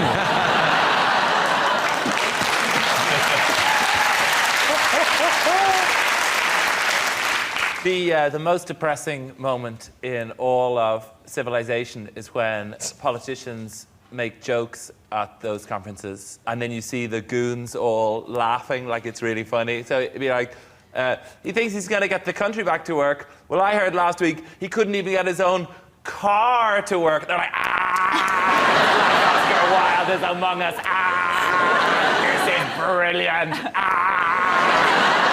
The most out-of-touch comment I've heard of any politician this week was David Cameron said at one point, I don't mean to, but I seem to be coming across one of these guys who's always down the boozer with the lads. Literally never thought that about you. Theresa May as well. She had this big speech about how this country's gone mad because there was an immigrant who couldn't get evicted from the country because he had a cat. And then everyone went, that was bollocks, that. And she just read it in the Daily Mail. And she's just littered her speech with stuff she read in the Daily Mail. It won't be long before she's using agony aunt pages. Like, I met a constituent this week who wanted to have a threesome but didn't know how to ask his wife. I just think, start with a mutual friend. I've stuck an actual tip in there for you as well, lads. It wasn't completely nonsense. Apparently the judge at the hearing said that the fact that they had a cat proved that they had some kind of family life, that they both invested in getting a cat together. It's just a fantastic excuse, isn't it? Like, I've got a cat. Nothing you can do about it. That's probably why there were so many Bond films, because they couldn't put Blofeld away. Mr. Bond, Tiddles is hungry. You were in the musical Cats, weren't you? Yes, I was, indeed. Is that why you've never been deported? I always wanted to go to Cats, the musical, and just sit in the front row in a dog costume. We have plenty of dogs on, you know, Strictly, so we're OK. Saucer of milk, he hasn't lost it, has he? Rick, have you been watching the conference? Did you see any of it? Yeah, I mean, I'm going to slightly defend Cameron. I think his cat joke was quite good. Tell us his cat joke. We'll be the judge read it out. Here at this conference, we've been recording audiobooks for the blind, so he's a nice guy. I think after yesterday, we should probably have a group reading of Mog the Cat. Although if you, like me, read that book to your children at bedtime, you'll remember that Mog the Cat helps the police to catch the burglar, not keep him in the country. And that is it. That's the end of the joke. Thing is, Rick, it's the way he tells them. He's got a thing, hasn't he? He'd have done it like this, but the cat wouldn't help catch the burglar. He'd kick them in the country. Yeah! He'd do it like that. And then the goons. Cameron would have been better, I think, doing Mrs. Slocum pussy jokes. I think he'd have upset the sisters, though, because he's already in trouble with them, isn't he? If he'd done pussy Yeah, the jokes. Tory party is in trouble with the lady. They say they're not sort of appealing to female voters. I'll check in. Ellie, would you vote Tory? I think David Cameron is probably getting a bit of a hard time about the whole sexist thing, because I think if you look at his relationship with his wife, it all seems kind of equal, like she came to the conference with him. She obviously had to leave 3 hours before it began because it was man's business. She couldn't understand it. But then she came back for his speech because she had to iron his shirt. I think they've got a good relationship, I think. Sorry, I wasn't really listening to her talking. Did you see any of the Tory conference? I imagine you were glued to it. No, I would have liked to have seen the ballet dancers, though. I think that would have been rather nice. I don't think you would have scored them very highly, I'll be honest with you. I think it's good, because they're so boring normally. I think it's good that they tart up all these conferences with lots of wonderful music and, you know, entrance music and finale music. I'm right with you, Craig, on that. I think this is what the Tory party conference needs. It needs a little bit of razzle-dazzle. I don't know if that's the tune, but... It's close. It's close enough. As soon as I start watching that programme, I spend the rest of the week going... Try being on it, darling. Oh, yeah, that's where I know you from. I knew you from somewhere. Let's have a look and see whether the Tory party conference is one of the most talked about things this week.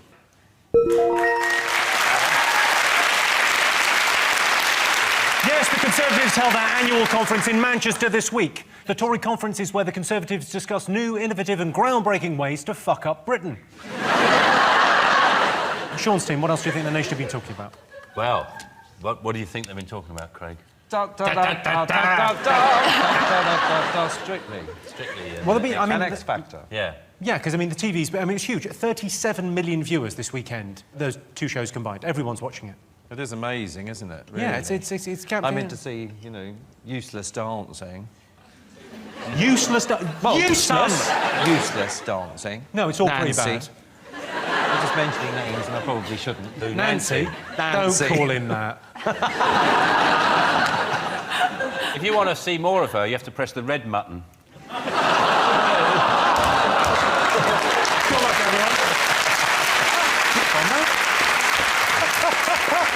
Is it difficult being a judge? It's extremely difficult. Is it? Yeah. It takes great intellect, darling. Yes, that's what I imagine. And plus, I've got a number of from 1 to 10 to choose from. It's making that choice. And then you've got to choose a number that people don't go, ooh. That must be a lot of pressure. That moment when you go, oh, got it wrong. Are you a bit jealous of Lens 7? Because that has just gone nationwide, hasn't it, that? You must think, I'm going to pick a number. You could just have, like, another number and just go... Have you been watching this, Annie? Yeah. I'm more into X Factor, though, to be honest. Soz. Into wannabes, darling, all those lovely wannabes. As opposed to all the has-beens on your...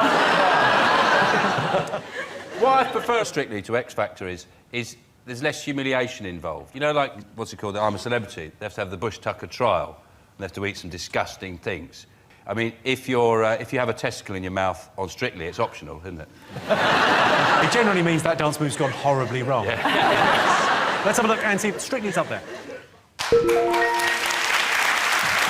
Yes, 37 million viewers tuned in to watch Strictly and X Factor over the weekend. BBC bosses have ordered Strictly's dancers to tone down their raunchy routines because no one wants to see Edwina Curry's cha-cha-cha. OK, fingers on buzzers, one more thing to go. What else have the nation been talking about this week? The rugby has been on. Yes. Maybe people have been talking about my country doing very well and your country just touching up the ladies. Honky, honky, honky, honky. Oh, we've won. You're like this honky, honky, honky, honky. Have you ever had anything to do with a lady? Hey, what's that bit? No, but I'm ready when it happens. The weirdest detail that's come out of it was that they were assigned their own special 5-foot chambermaid. And this detail's really been hammered home in the press. It's go, they had their own 5-foot chambermaid. The chambermaid who was 5 foot. 5'1", I think you'll find. Really? I feel so stupid now. Didn't they ask her to do something Australian to them? Yeah. I've got the quote here. Haskell shouted at her, I want an Aussie kiss. She said, what's that? And he said, it's a blowjob down under. But it doesn't make sense, because a kiss down under would be a blowjob, but a blowjob down under would be like sucking your ankle. It's so sleazy, though, with the lines, and they stole her walkie-talkie, and then she came up to get it. They're like, why don't you look for it in the bedroom? And they all had towels on, and they were... It just makes you respect footballers. Like, at least with Wayne Rooney, it's all business. So I'll give you 300 quid to touch me dick. There's no wordplay, there's no jokes, there's just touch that, that's the money. There we go. They are quite wild, though, rugby players. They have been on Strictly Come Dancing. We've had, you know, people like Matt Dawson, Kenny Logan, of course, and on tour, he was outrageous. Was he? Yeah. Tell me everything. What happened on tour? Well, he was literally pulling our heads back like this, and we had to consume an enormous amount of vodka. Oh, vodka. Oh, and my God. Yes, vodka. In fact... I thought a tea bag was going to be involved. I was drinking vodka out of one lady's breasts. Out of it? Yeah, well, she pushed them together like this, Yeah. and then the vodka was poured into them and held in them. And Did they not have a clean glass? It was just one of those nights. Actually, what goes on tour should stay there, really, shouldn't it? I should never mention. Remind me never to let you drink vodka off my tits. It'll be all over the place. You guys probably don't realise that things happen on rugby tours. On the under-11s tour to Wales that I was involved in, the priest who was our coach specifically told us, don't put any money in slot machines. So what's that? Red rag to a bull. The D-man, what's that a rule? Kablamo. And I put 50p into a slot machine and I won the jackpot of 45 quid, which came out in 10p's. And because I wasn't allowed to tell anyone that I'd won it, I then had, like, this bag with my boots in it and rugby gear, and then, like, 3 stone of coins that I just had to walk around with the rest of it. So, you know, these things happen, and life's a party, huh? Yeah.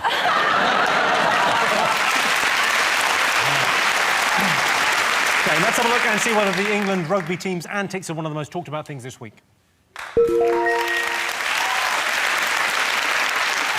So those were the most talked about stories this week. But in other news, a small plane crashed into a Ferris wheel in Australia, trapping 4 people for 3 hours. And to make things worse, the louder they screamed, the faster it went. And Katie Price has split up with her Argentinian boyfriend. There was a language barrier, but after 7 months, he picked up just enough English to realise she's a fucking nightmare. So at the end of that round, Sean, David and Craig have 3 points. John, Ellie and Rick have 2 points. Our next round is Pick of the Polls. John, Ellie and Rick, pick a question. Well, it looks like you've snuck into my bathroom and got a picture of me in front of the mirror again. Is that you with the spoon? Big man with the biceps. OK, 55% of men think the most macho profession is what? Probably being on a panel on a show, innit? Have you had a proper macho job? I was a chef. Is that manly? A chef is quite manly these days because of people like Gordon Ramsay. I was very much the precursor to Gordon Ramsay. Sort of a northern... like with a pinch of George Formby. Still hey, that pissing fish. When I'm cleaning saucepans. I look at those guys, you know, in really serious psychiatric wards. You know, the really serious, like Rampton, those guys. That's a tough job. Dealing with the real psycho killers and just taking them like some trifle. Thinking, I hope they like it. Because they could take my eyes out if they don't. That's a tough job. Yeah. Craig, what do you think the most macho job is? What's the most macho any job of the you've ever village had? people. Builders, mechanics, policemen, you know. Are we saying the most macho job or just what you like? I'm just demonstrating a macho sort of environment and job. Macho. I like the way you said macho. I like the way you use your shoulders. I don't take much encouragement, I think... I know. Macho. What's the most macho job? I reckon it... you know, I think's a real macho job. Go on. Is in the delicatessens, the people who put the ham on the meat slicer. Because that thing's really sharp. Oh, yeah. Quite dangerous. They go, "Argh," like that. And it's sort of risky. They're risking their life. But also, they're producing ham. So it's dangerous and exciting, but also you get a lovely ham as well. I think that's why they get all the poontang. Yeah, I think that's... I think the most macho job is shark dentist.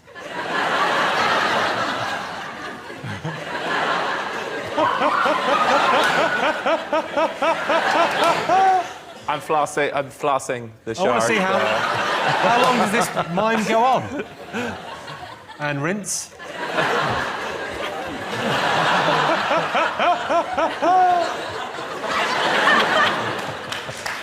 Nice piece of shy dentistry.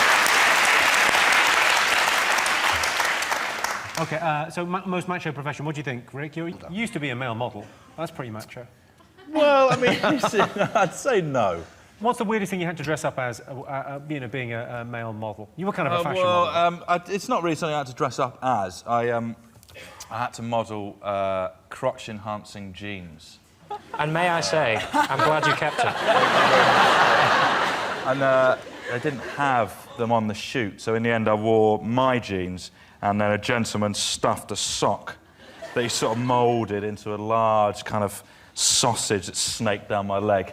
And then my mum and dad saw it in a magazine. What were they doing reading that kind of magazine? I was a mobile floor cleaner in a German sausage cannery. Show off. It's genuinely true. And Sorry, give us that again. You were a mobile floor cleaner in a German sausage cannery. The jars would come along the conveyor belt. Sometimes on the corners they'd fall off and smash. And Herr Willy was the foreman, and he had a yellow whistle, and he'd blow the whistle. And I had a hard hat and a red buggy with a suction pump, and I'd have to drive to the site of the sausage catastrophe, and then reverse backwards and forwards over the sausages till I'd suck them all up into my undercarriage, and then return back to base again. Honk honk. Is this a job you had or a game on the iPhone? It sounds like the new Angry Birds. It's got to be like in the armed services. Is it like soldier or something? Absolutely right. Right answer. Yes, 55% of men think the most macho profession is being in the army. If hundreds of muscular men parading up and down with cropped hair in matching outfits isn't masculine, I don't know what is. So at the end of that round, it's 3 points for Sean's team and 3 points for John's team. And the winner is the name of our final round. Here's your first one. Worst thing about going to a pop concert? The music? No, the worst thing for me about pop concerts is the miming. Yeah, because you want to see a show, you don't want to see people going...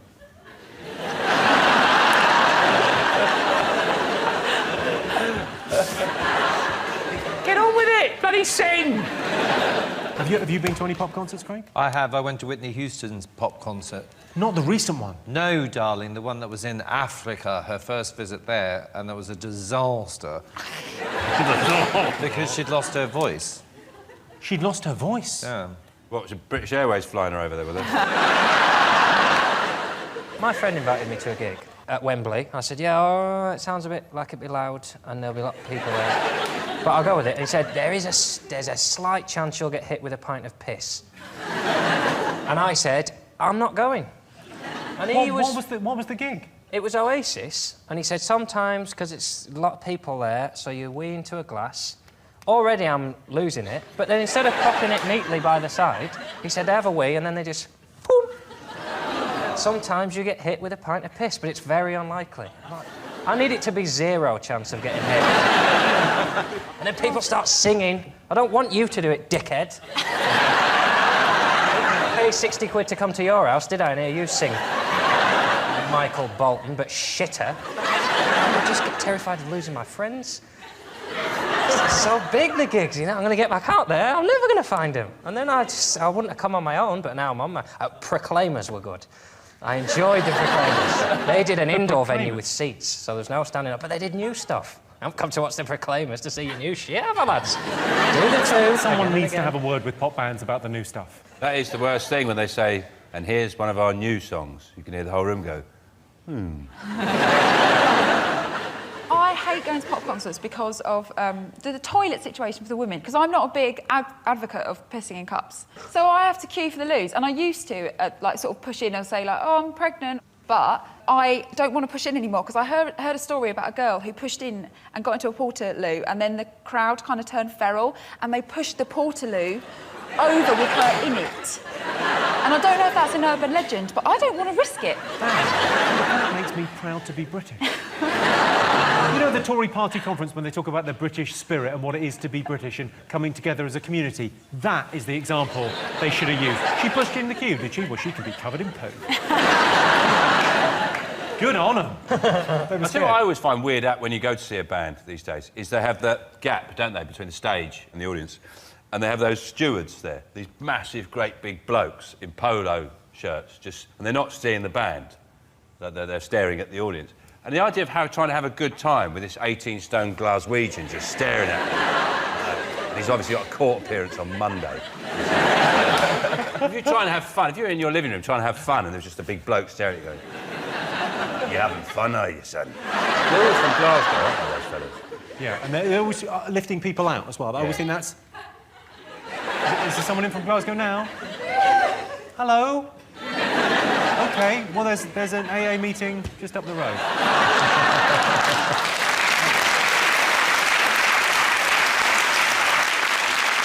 What else is the worst thing about going to a pop concert? The crowds, darling, the crowds. It's to do with the crowds. It's a very specific thing about... When there's a very tall person standing in front of you. That is exactly the right answer. Yes, the worst thing about going to a pop concert is standing behind a tall person, especially if you've gone to see Jedward, because if you're standing behind someone really tall, they could block your shot, and you have to kill them both. All right, so next one. Top thing travellers miss when abroad. Is it all the dead celebrities? Well, you go away and you don't know who's died. Maybe 2 years later, you're in the pub having a chat, and you go, "Yeah, anyway, so-and-so. They go, "Who's dead?" And you go, "When?" Turns out, when you were on holiday. It's sneaky, isn't it? Yeah. That annoys the shit out of me. You're from Australia, aren't you? Technically, you're abroad now. Well, I've been living here for 22 years, Yeah. so... And I have become a British citizen. Well, I need to see your papers, and we can move on. Papers! Where are your papers? Glenn Goodman, I bet he's got much to see your papers, doesn't he? He's still in the Home Guard. I imagine in between takes he shows you his ration book. Oh, there you go. I'll get you sugar, nylons, anything you want. What do you miss when you go away, Anna? I think I misunderstood the question because I was thinking of travellers. I was going to say caravans and evading the planning commission. The top thing they miss isn't Dale Farm. No. You probably miss the imperial measurement system. You're probably flummoxed by where's the nearest village? 17 3/4 fathoms. We have kilometres and it's really easy. Yeah, you've also got euros. Good luck with that. Just saying. It's worse than recession. I've lived through several recessi, and this is worse than those. Thanks for bringing it up. Is this the worst one, you think? I don't know. I'm sure it was worse during the potato famine. But in my lifetime, it's not great. I don't know what the modern equivalent would be of a potato famine in Ireland. It would be if Abracababra shut down. It is a kebab joint where I was in it recently, and a homeless man was thrown out, and he just stuck his head. It's sort of a spinning mystery meat type establishment, and the homeless man a minute later just stuck his head right in the door and went and then just landed this perfect gob onto the thing as it spun. And the guy walks over with the big knife. He's like, "Oh God," and he just picks the sort of spot, like the 2-inch spot where it landed. Like, there we go. Now, what would everyone like? Taken care of. It's about the comfort of home. Your own bed? That's the right answer. Yes, the top thing travellers miss when abroad is their own bed. I hate the way hotel bed can magically turn what was clearly a beautiful, exotic woman the night before into an unshaven Oriental man in the morning. Well, that sound tells me it's the end of the round and the end of the show, which means the final scores are 4 points for Sean's team and 4 points for John's team. Everyone's a winner. Thanks to all our panellists, our wonderful studio audience, and to all of you for watching at home. That's it for us. Good night.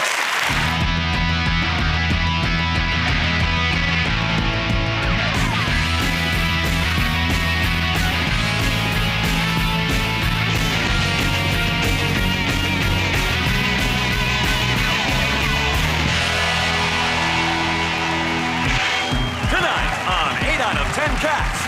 What's up, Doc? It's Dr. Christian Jessen. From Friday Night Dinner, it's Tom Rosenthal and their team captain, John Richardson. And facing them tonight, Northern Soul, it's Sarah Milliken. Wakey Wakey, it's Lorraine Kelly. And their team captain, John Locke. Now, welcome your host, Jimmy Carr. Hello, And welcome to 8 out of 10 Cats Uncut, a show all about opinion polls, surveys and statistics.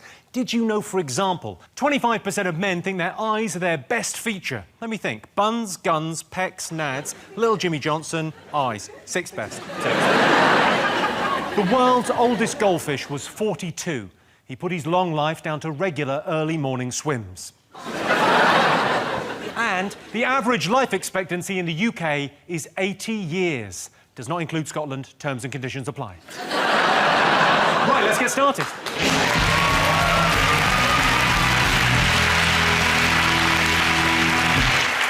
What are you talking about? That's the name of our first round. Tonight, it's our panelist's job to guess what the British public think of the top 5 most important moments in life. Sean's team, what do you think's up there? What do you think? Loose women. Is it falling in love? Well, yeah. Come on, when did you first fall in love? Maybe 21. You see, I thought there was the one, because I'd read too many, you know, that kind of books and seen that kind of film where there's just one and that's it, and it's rubbish. If you're, you know, watching at home and people in the audience, there's 5. There's not one. I've seen a lot of those films and read a lot of those books. One for every decade. You have one for... So I've done my 20s, I've got a nice one in my 30s, and then he'll have to go soon, because I'm 36. He's lovely, it's a shame. 40s,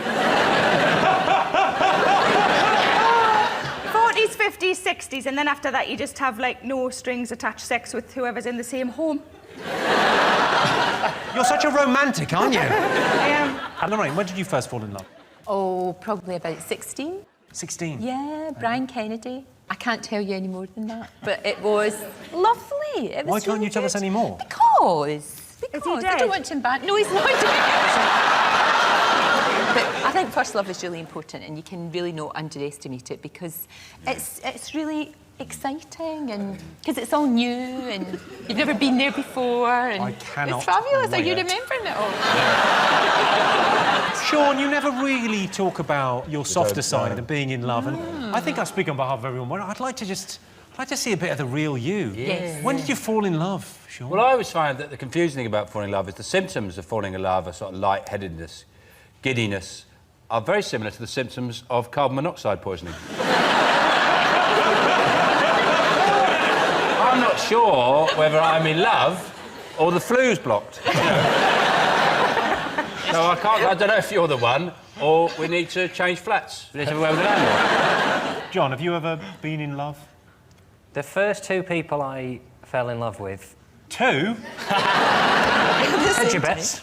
Different occasions, both ended with their partners telling me to stop phoning their home. The first one was a clown, who I fell in love with when I was about 8. He opened a shopping centre near me, and I was transfixed. This guy could juggle, he could do magic, he had poems.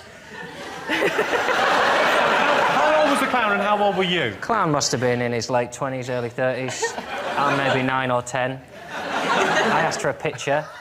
He's given me his card. It's only got his phone number on it.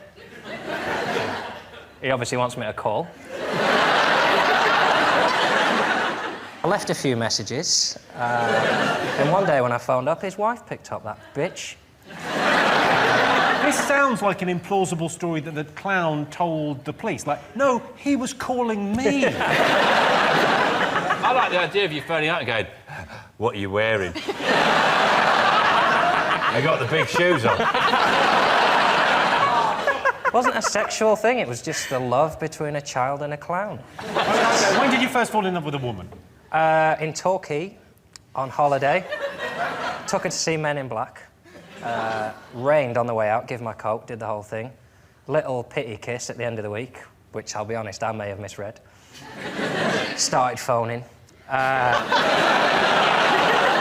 She's not picking up the phone either, little minx. So what I did, bought one of those school exercise books, and across every line of every page, I wrote I love and then her name. If I made a mistake, tore the page out, and then I posted it to her. Not creepy, glad that's not creepy. Symbol of commitment and grammatical accuracy. Well, let's have a look and see whether first love is one of the most important moments in life. Most men say that when they fall in love, they can't tell if it's the real thing. I can. I have a special little indicator that sticks up. OK, Johnstein, what's the other most important moment in life? People do babies, don't they?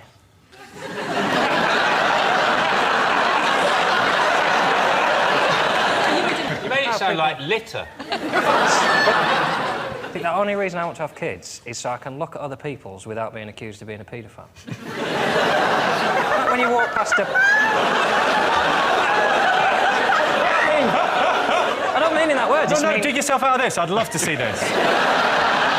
He's got a shovel. He's on your marks, John, and dig your way out of that one. Sometimes you're walking past a playground. Sure.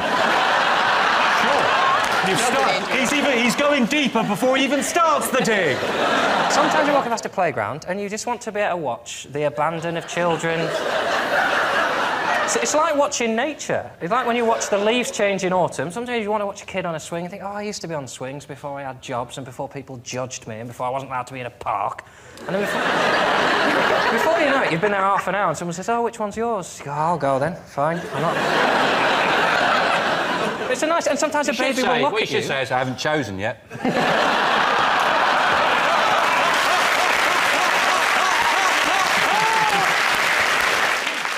Sometimes they look at you, though. Sometimes you're on a train... and look at you!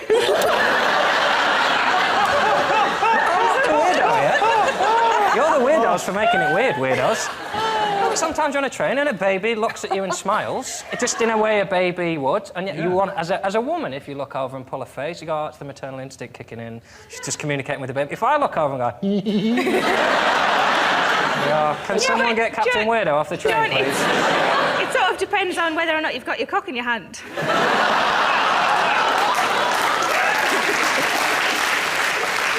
Dr. Christian, anyway. Is there anything that we can do to get John chemically castrated? You haven't got kids? Absolutely no desire to have children whatsoever. Yeah, you can't... They just linger too long and you can't have a life. They do linger, don't they? Yeah. They go on living is another way to say They go on. They linger. Yeah. I mean, if they lasted 5 years, it'd be perfect, but no. They're like a small chihuahua, you know, it's 6 years and then on with your life, but no. That's my issue. I'm very, you know, it's a selfish issue, I know, but... Can I just clarify the chihuahua thing that you said a couple of seconds ago? Does that mean that you're counting down till it dies? Because you said, like, 6 years and then on you go. I don't have a chihuahua. OK. He did until recently, but it hit 6. In the bin. The funny thing about Chihuahua is they're the one dog you can flush.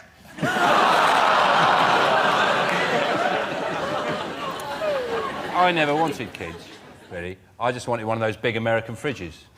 You know, the really, really big ones. Yeah. I thought it'd be ridiculous. I get one of those. It's just me and my partner there, and like a lasagna and a lemon rolling around in it. I thought I'd better have some kids, fill it out with yoghurt.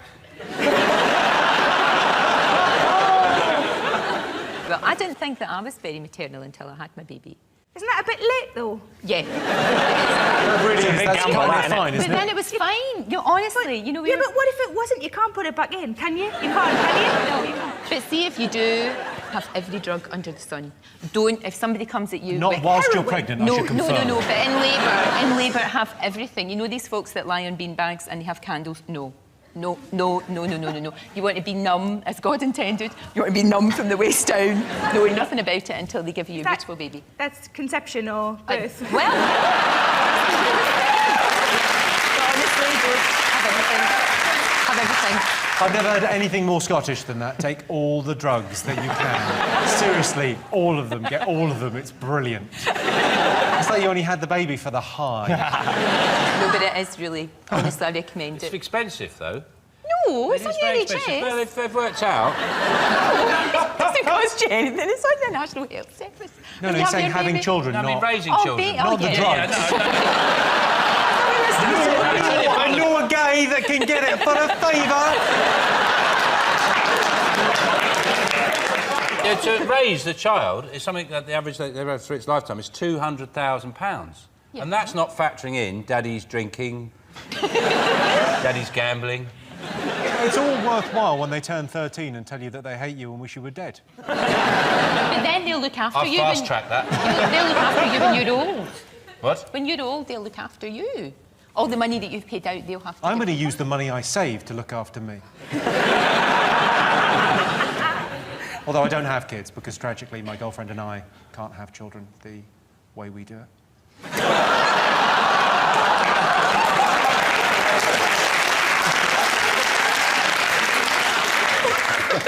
Let's see whether having children is one of the most important moments in life. I have a feeling it will be. Yes, of course. Number 1. Yes, having children. Doctors warned women should have a baby by the age of 35 to avoid the risk of being deafened by their ticking biological clock. In 2009, Nadia Suleiman of California gave birth to octuplets, 2 daughters and 6 sons, earning her the nickname Octomum, although she's also known as Gigantosnatch.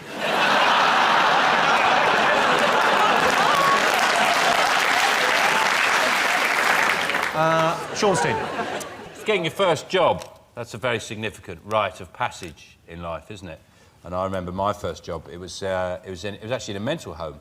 It was wicker work, mostly. You got special boots, as much tea as you could drink. Actually, one of my first jobs was in a psychiatric hospital. I used to work in the kitchens. I was a kitchen porter. And one of my first jobs, this is true, was, you know, those industrial bins, those big, sort of proper big bins, they're big, like big drums. I used to fill up with food, and towards the end of the week, the patients would try and eat the food that was sticking out the top of the bin. And of course, pigeons had been crapping in it the whole time. So it wasn't a particularly healthy option for them. And my job was to shoo them away from the bins. So you were a scarecrow for nutters? Yeah.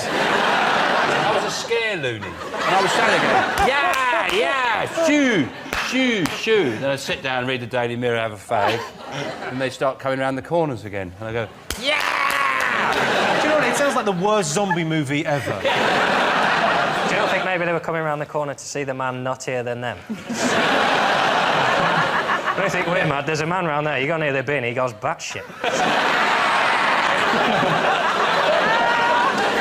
Hey, John, first job? I had loads of jobs. First job, milk monitor. You don't need to start right at the beginning of the list. Just got to take it seriously, Jim. I turn up at 6 in the morning, just make sure the milk tray's clean. Just phone the dairy up. Just, all right, Steve, yeah, 3 of them didn't have straws on last week. Don't take the piss, mate. Christine, presumably your first job was as a doctor, when you qualified as a doctor. Yeah, junior doctor. I do not miss those days at all, really. You see, when you're a junior doctor and someone dies in hospital in the night, you have to go and certify them dead. Well, I could do that. And I know it sounds silly, but I'd never been taught how to do this. And it's quite scary, I'll tell you that now. And you kind of go in and you go, you're all right. And obviously they're not all right at all. And then I was doing it once, and you sort of given a big push like this, and it was a poor old man, and you went,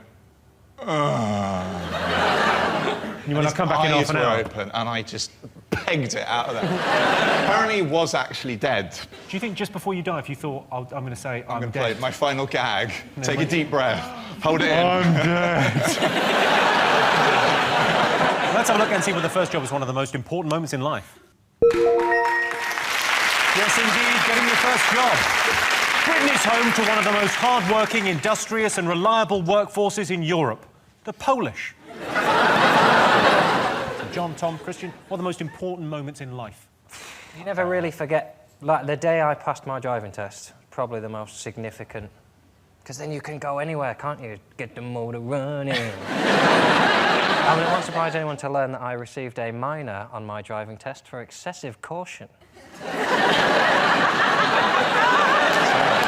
That's right, ladies. It really annoyed me. You know you're a fanny when on your driving test the instructor's saying, so when I tap the dashboard, I want you to slow down, but for the rest of the time, can you friggin' strap on a pair and just put your foot down? I think it's a big time for, you know, teenagers passing their test. I just think it's a very strange thing that we pick that time in life to give kids the opportunity to drive. You know, it's the most sort of hormonally volatile you can be. So are you emotionally insecure and randomly aggressive? Here, have a machine that can kill yourself and others. You know, like. When can you apply for your provisional licence? I do drive a car, mate. I drive a Polo 1.2. It's blue. And you've got a rhyme take as that. well. Yeah, exactly. I drive a Ford Fiesta. It's Spanish for party.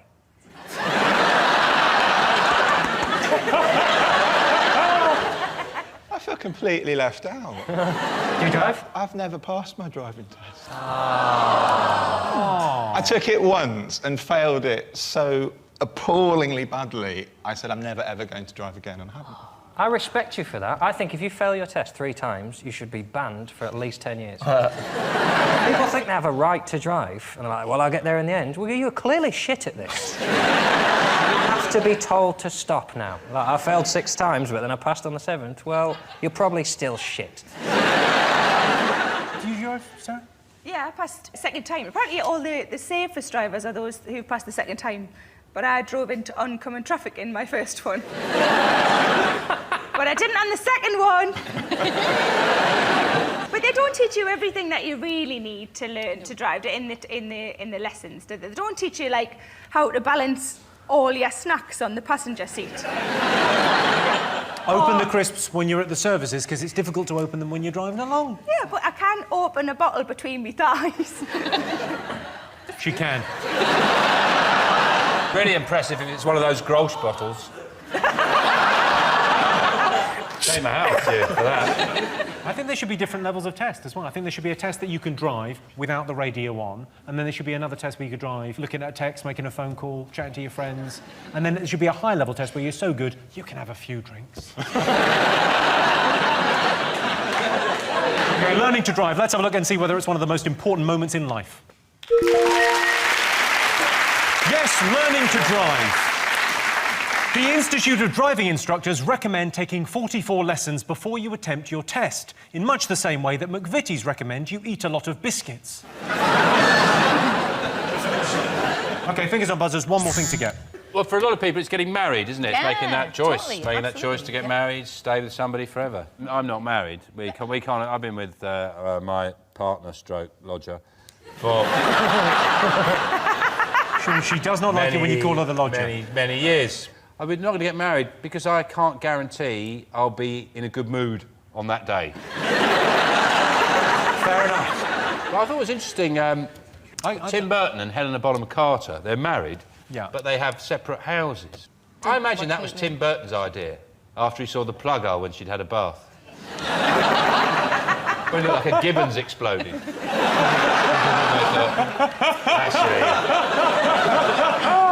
I'm in a really nice relationship and it's going really well, but we don't want to get married. So what we decided to do instead is we bought a box set of The Wire.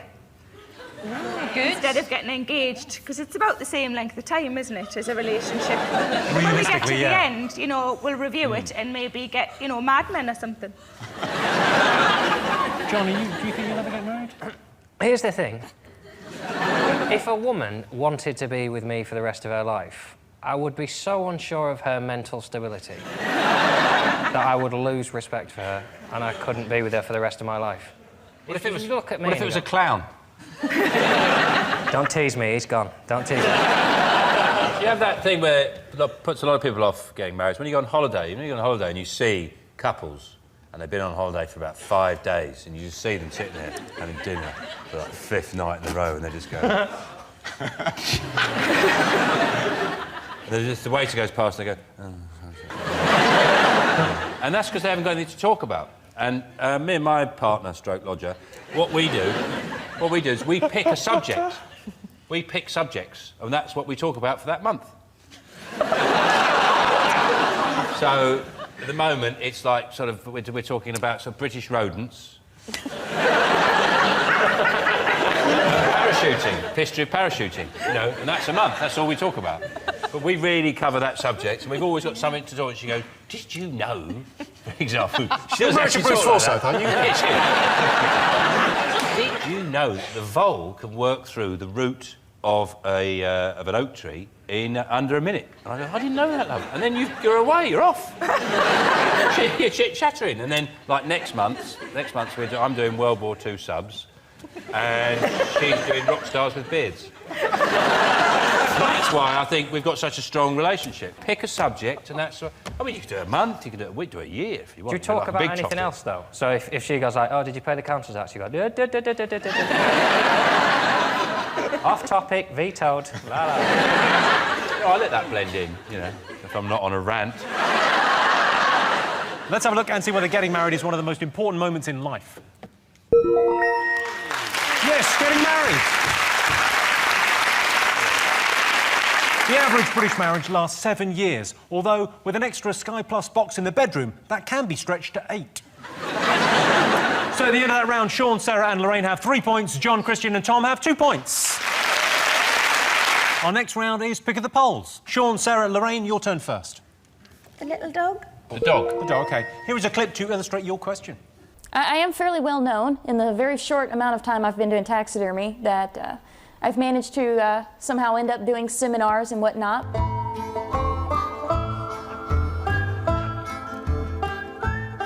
Okay, we got some testicles here. Elk testicles. Now those are some big boys. Oh, I've got everything in here. These are deer testicles, antelope testicles. This is my testicle creation. I'm very proud of this. I made these. This is deer. This came off a deer. This is buffalo hair. And this, I think, is quite authentic if you're trying to get just that perfect look. Dan, are there any animals with some good testicle showing? Well... Oh my, this has got detail. He's got, you gotta see this. Wow. He's got the tip sticking out of the sheath. So that, I was not expecting that. OK, here's your related question. Most people would rather have a stuffed animal than a pet in their home. True or false? Well, most people would rather have a stuffed animal than a pet. Most people in this country love pets, don't they? Yeah, they I mean, I would. I'd rather have... I don't like animals, so I'd rather have dead ones. Stuffed, when I say stuffed, I'd like to have, like, chicken Kiev. I think the only good thing about having a pet, though, is if circumstances are tough, you can make a nice lunch out of a pet. Whereas a stuffed animal, at best you'd get a thin soup. If it was stuffed, could you still make it warm? Yeah, so you could have a stuffed animal, but then you could, I don't know, have it, you know, so that you could whack it in the microwave. So that it's nice and warm, because then that would be quite comforting, wouldn't it? It'd be like having a hot water bottle, but with a face. Another great Dragon's Den moment missed. We've got a stuffed elephant in our living room. I mean, no one mentions it.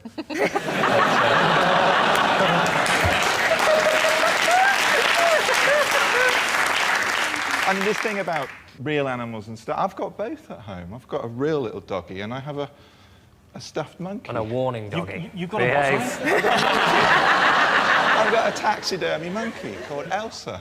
He's got this little face, little monkey face. How's his monkey face go?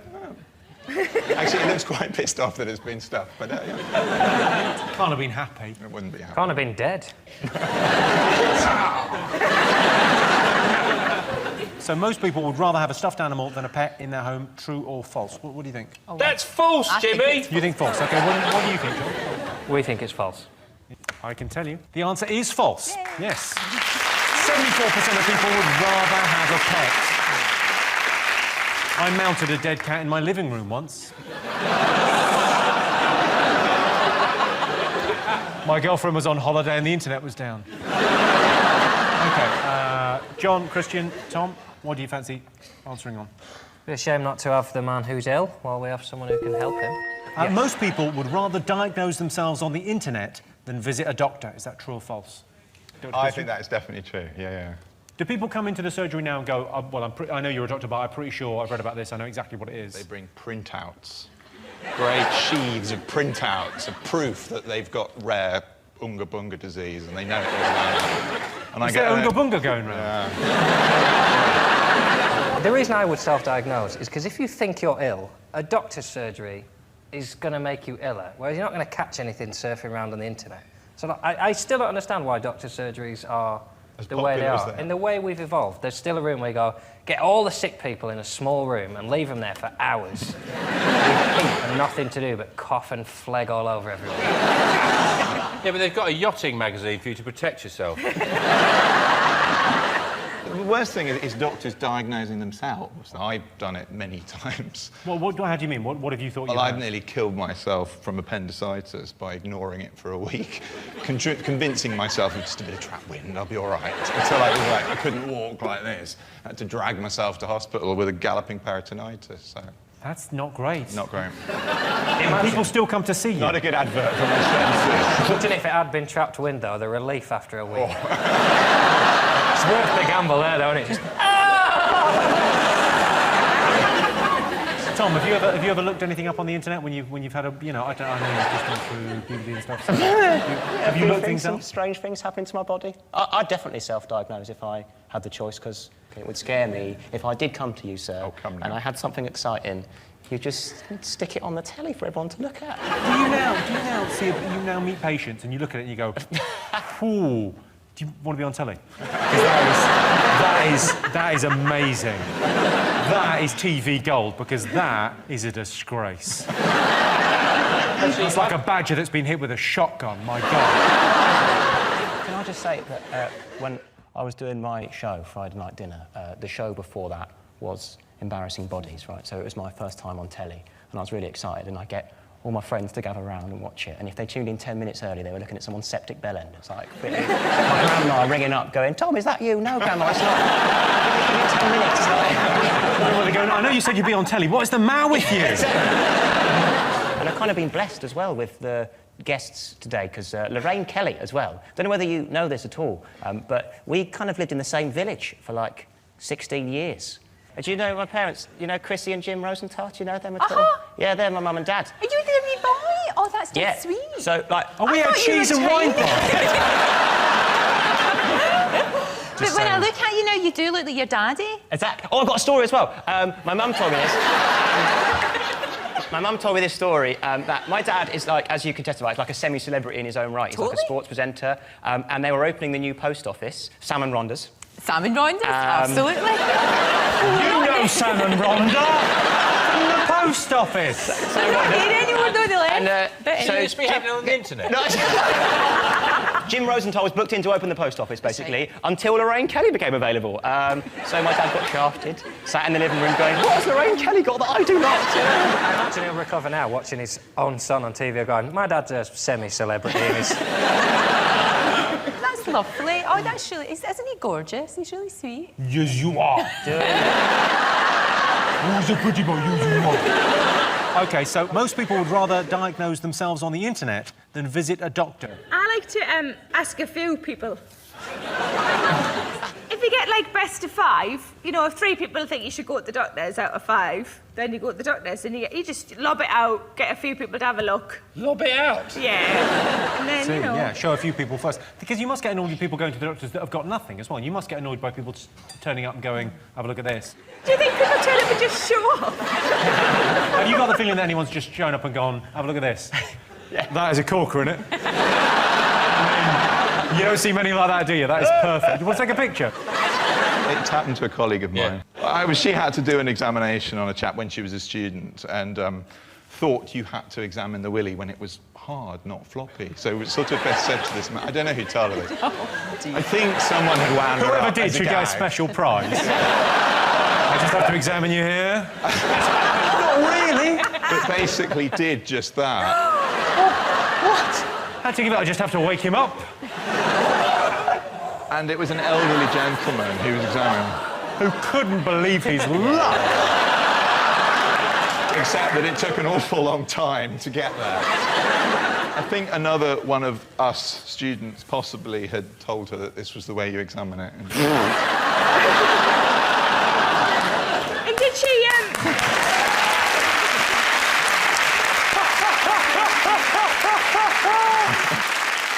OK, so most people would rather diagnose themselves on the internet than visit a doctor. True or false? What do you think? True, definitely true. If the man says true, we go true. Yeah, OK, what do you think? I don't know. I think I'd rather see a person. It's like, when you go into supermarkets and they want you to go in that machine with your shopping. I hate that. I like to see a person. I've actually stood in the supermarket and said, can I please see a person? Because I can't get it to work. Oh, she's saying person. Person. Right, we'll go false then. I don't know. Go false, OK. So I can tell you the answer is false. Well yeah. done, Lorraine. 66% of people would rather visit a doctor. If I get diagnosed on the internet, I always make sure I get a second opinion from CFAX. So at the end of that round, it's 5 points for Sean's team and 3 points for John's team. And the winner is the name of our final round. Here is your question. Best way to patronise someone? Is it to ask them if they know what patronise means? Is it just grow old? Because everybody patronises old people, don't they? You know, they're, oh, you all right, dear? And they treat you as if you're a bit daft when you're older. Do you think? No? So not there? I wasn't really listening, love, sorry. Is it if you say the word considering after a compliment? Like, oh, you did a really good job. Considering. I always find the words, hey guys, do the trick. Especially on a note. You're leaving a note out, just wanna, hey guys. Think it's best we wash our own mugs after... That is a note that you've written. Exactly, yeah. It's a note I've written several times because people never learn. Tried physical violence and they move out. You see anyone moving around with 4 little dots on their head, they've had what I call the fork lesson. Best way to patronise someone, what do you think?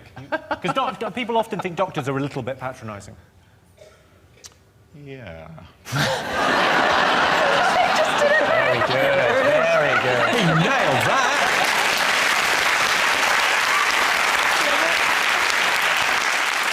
My favourite bit of Embarrassing Bodies, and I love that, you know I love the show, I'm a big fan of the show. My favourite bit, they sit down and you have the chat, we fast forward through that, I don't know what you've ever said to someone. Then at the end of the chat you always go, well, let's have a little look, shall we? Pop up on the table. And that is where the fun begins. But it's just like, just pop your top off. When you're in clinic, no one hears what you do or say, so we tend to say the same thing. It's always, hello, how can I help you? And it's like, pop your top.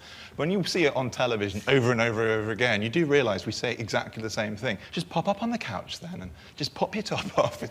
We've had to sit down and basically have a think about other expressions we can use. It's an instinct though, isn't it? You do. It's like when you're moving down the aisle of a train and you always just say, can I just squeeze past you there? No one ever thinks You to have say, set shit! phrases. Move! The best way to patronise someone? You know, in restaurants, they have sommeliers, and it's part of their job is to be patronising. Going, well, I think I can recommend probably you might choose or be in your price bracket. This wine, sir. And whenever they do that, I always do the same thing. After they've said, I recommend this wine, I go, thank you very much. And then I go, go on, run along. Can I ask what a sommelier is? Because they don't have them in Nando's. A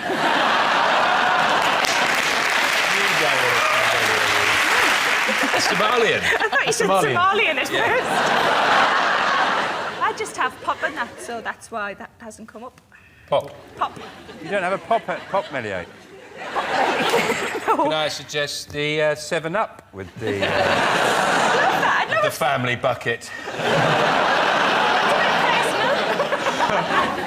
OK, so best way to patronise someone. I'll give you a clue. It suggests they're stupid. Talk slowly to them. Talk slowly is second. It implies you know more than they do. I know more than you. No, it's much more on the nose rude. Okay. Go fuck yourself, a-hole.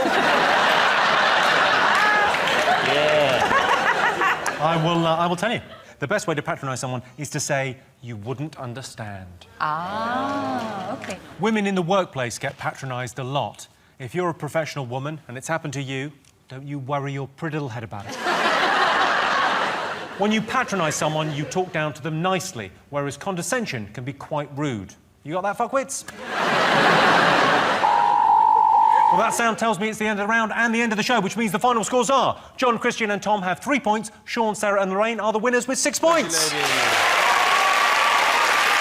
to all our panellists, our wonderful studio audience, and to all of you watching at home. That's it from us. Good night.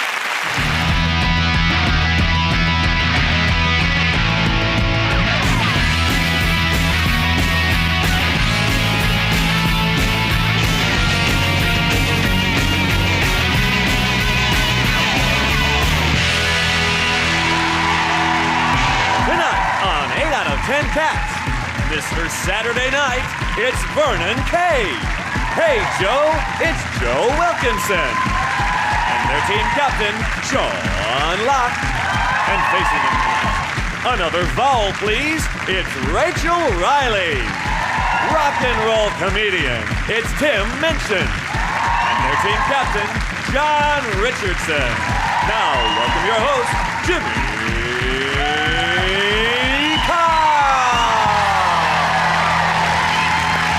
And welcome to 8 out of 10 Cats Uncut, a show about opinion polls, surveys and statistics. Did you know, for example, 29% of women under 30 say they want the perfect body? Well, here it is, ladies. Come and get it. 79% of people say they feel guilty putting recyclables in the bin. I get round it by placing my recyclables in a paper bag and throwing that in a hedge. And the average woman walks 7,000 miles in her lifetime whilst hoovering. And that statistic is brought to you by the year 1953. Right, let's get started.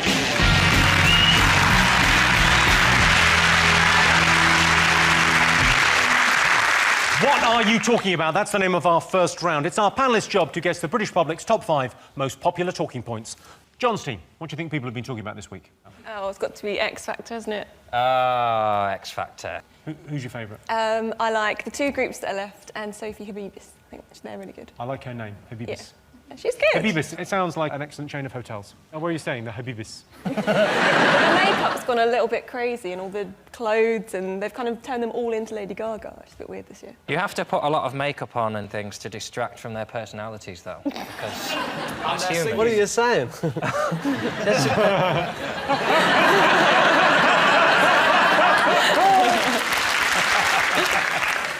My big bugbear with the X Factor, it's created a generation of British audiences who can't hear a sentence and not react to it.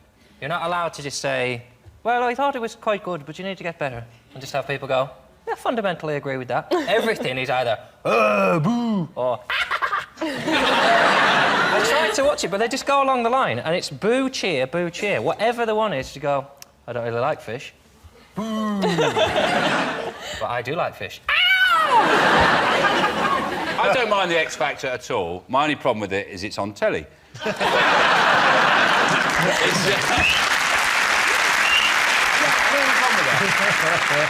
I think, but it's just the start of it. It's such a big build-up. You know, you should have these explosions like... and then there's all the judges arriving in helicopters and by speedboat, and all the names are coming down like biblical tablets. You have 4 months of that, and you end up with Matt Cardle.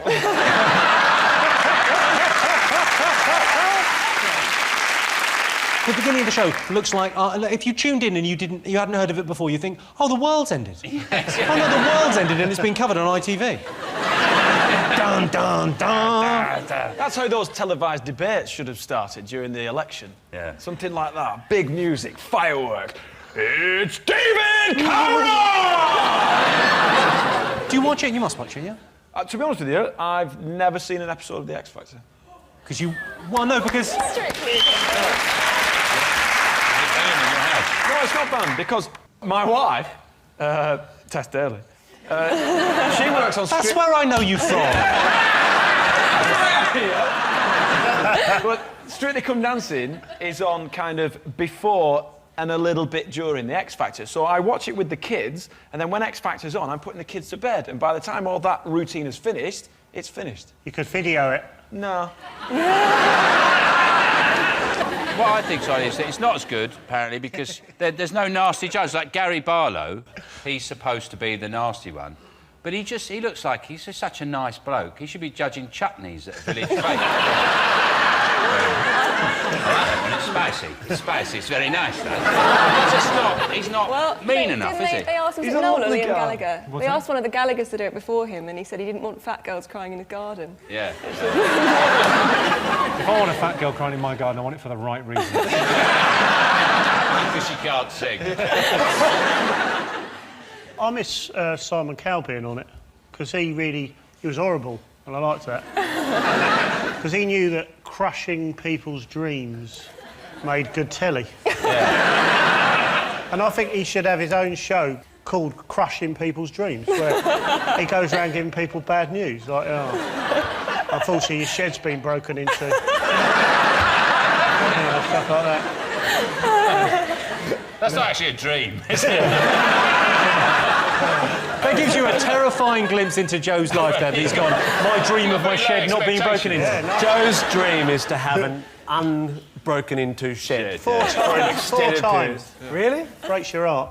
I have to keep me spade in the hallway. I imagine that for a man with your facial appearance, having a spade in the hallway doesn't frighten guests at all. I think it'd be a much better show if they got rid of the singing, just get rid of the singing, and just people got up and just told sad life stories. Yeah, I do like it. I enjoy a tragic backstory as much as the next What have you got man. for us this week? My nan died. Oh, that's not going to keep you on till next Saturday. Your shed was broken into. You're through. Where will you think about it? Where do all the contestants go? Because if you think about it, it's Big Brother, Britain's Got Talent, X Factor. Where are all these contestants? And I reckon in about 50 years' time, we'll find like a mass grave of all the celebrity contestants. People going, oh, just found Michelle McManus. Oh.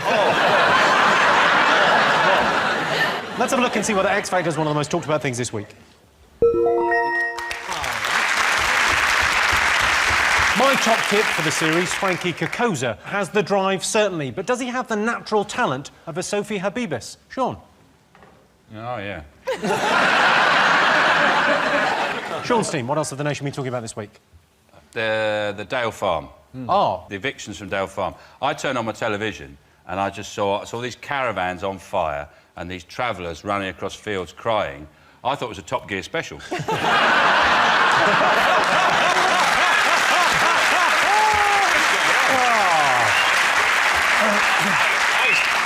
I expect to see Richard Hammond in a bulldozer going... and then James May in a biplane swooping on them like that. I built my own tank. Clarkson could have borrowed that tunnelling machine that did the Channel Tunnel and he just comes up from underneath. I find it very difficult to see the serious side of any story in which someone gets tasered. If I had the ability to taser... If you knew you could taser people and you're supposed to give a warning, you wouldn't give a proper warning, would you? If you do not desist, I will. If you say what? What? Because if you're in the police, you have to be tasered before you can taser. So some of the footage is online. And if you're a bit depressed and...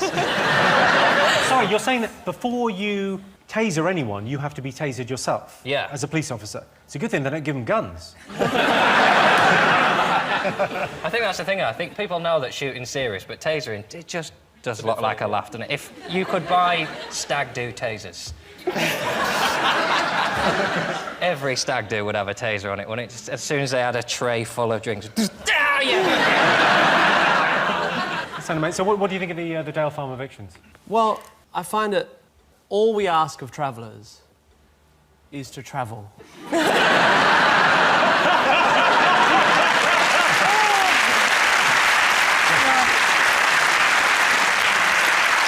They chained themselves to the gate, didn't they? They chained to the front gate, and I just thought, well, give them the gate. Everything else, just give them the gate.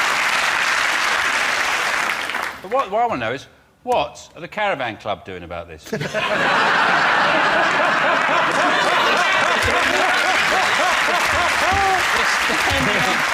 standing on the sidelines watching caravans get burnt. They're like the RSPCA for caravans, they are.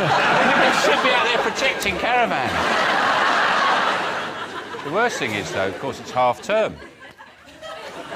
Next week, bloody loads of caravans on the road, isn't it? Nightmare for me. Oh, we're out there with the kids. Ah, for Christ's sake. OK, let's have a look and see whether Dale Farm is up there. OK. Yes, the Dale Farm saga continues. Wouldn't it be an idea if, instead of throwing bricks at the police, they held onto a few of them and built a house? OK, fingers on buzzers, 3 more things to go. Well, I think people have been talking about the growing protests around the world. Again, the anti-capitalism protests started in New York, in Wall Street, and there's one in St Paul's now. Yeah. I went down there the other day because I was interested to see what was going on. Mainly because I wanted to find out how they pitch a tent on concrete. I take my hat off to those guys. They're bloody telling me, like... They're very organised, though, because they've obviously got the camp, they've got a field kitchen, a media centre. All they need now is a bank. Yeah. That's right, the camp in New York's got, like, a library, a media centre. It sounds better than my school. They've got a juice bar. We had dog shit on the running track. But it's a bit weird, the one in New York, because you don't actually get to see that much footage of it. You know what I mean? It's a big protest, but it's not been covered that much in the news. Do you know what I mean? No, they have deliberately played it down. Yeah. Well, so for something that's happening right the way around the world, but then it is, you know, it's anti-corporate, and a lot of TV stations are owned by the corporations. Yeah. Oh, my God, Jimmy. Why isn't that on the news? That's like serious shit, man. Big corporations are controlling what we... Oh, my God. The thing is, it kicks off in Tiananmen Square. Yeah, news crew, straight there. New York, Wall Street, don't hear a thing. Yeah, those Chinese have got it right. They're open and free, aren't they? Why isn't it more like China? Do you know what I mean? China, they don't have this problem with capitalism, do they? But they're supposed to be anti-capitalism and big corporations, and they've been seen buying Coke. Not proper Coke, Coca-Cola.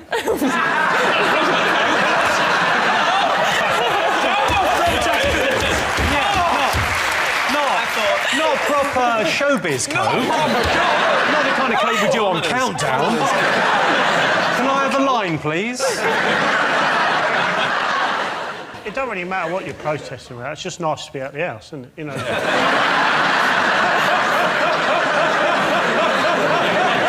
Let's have a look and see whether the Occupy Wall Street protesters are one of the most talked about things this week.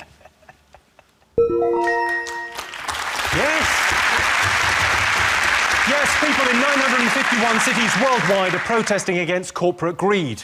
I'm going to go to the next anti-capitalist march in New York, and while I'm there, maybe do some shopping. OK, fingers on buzzers, 2 more things to go. Go, Sean.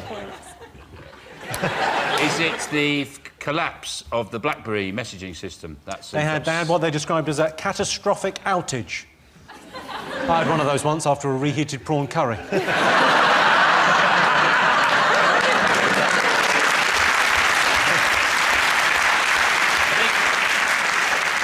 I'm not on Blackberry, so I didn't experience any of the tragedy that befell millions of people where they couldn't go, I'm in the bath. It seems quite serious. It was pretty bad. I mean, it went down for 3 days, no Blackberry. It's not massively serious, is it, when you sum it up? It's not. It's a very first world problem. Limited web surfing capability for 3... Not like Africa are watching the news going, we should do something, because they cannot see someone and go, oh, what was he in?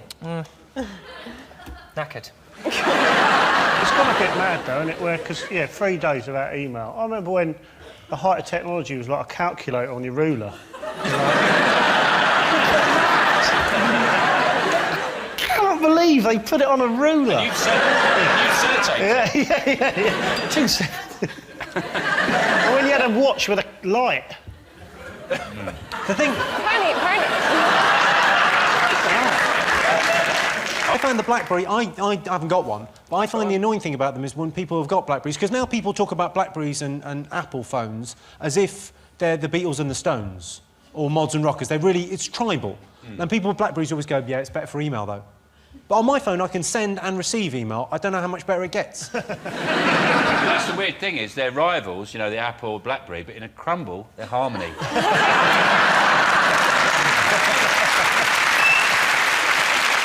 Let's have a look and see whether Blackberry is one of the most talked about things this week. Yes, the Blackberry email system failed several times in the past week.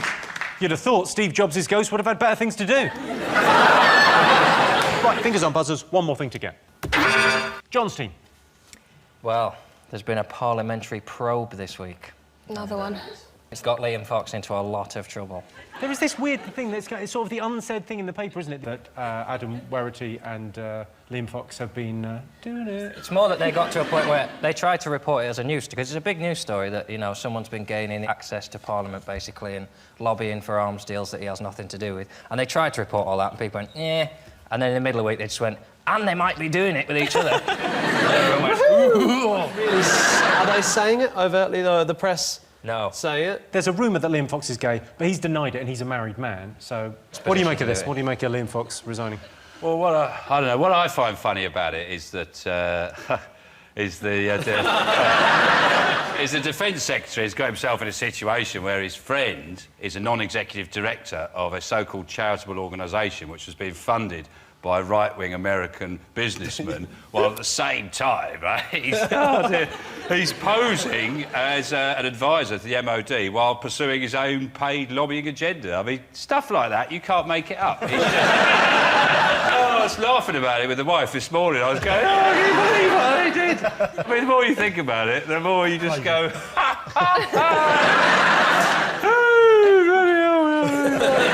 Every day something new comes on. It's unbelievable.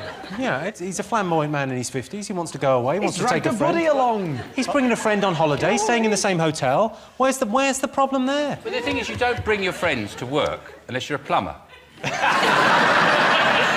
It's a well-known role as a plumber's mate. There's no well-known role as, hello, what do you do? I'm a Defence Secretary's mate. I just help him get stuff from the van, you know. Exactly. Do you think they ever had a chat and said to each other, listen, you come with me, we'll have a bit of a laugh, we'll go around the world, we'll set up a company, we'll get on the blag, we'll get a little bit of this, a little bit of that, we'll get away with it. Yeah. You know what I mean? It's just weird, it's bizarre. They must have had that conversation at some stage, They must I would have. imagine. I just like the fact that his real title's Dr. Fox. Like the fat DJ. Yeah. Because, you know, that's funny. I think it'd be weird having someone's name, you know, sharing your name with Dr. Fox. Because maybe, like, for years there were women walking around happy with the name Susan Boyle. And then suddenly, like, fuck.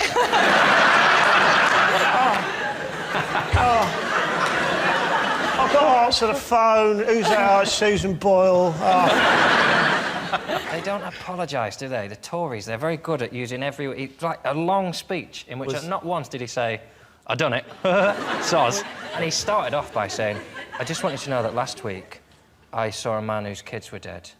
So let's get this in perspective. Yeah, that was incredible. If you get busted at work, you're not allowed to do it. I just want you to know, someone got stabbed in town last night, so...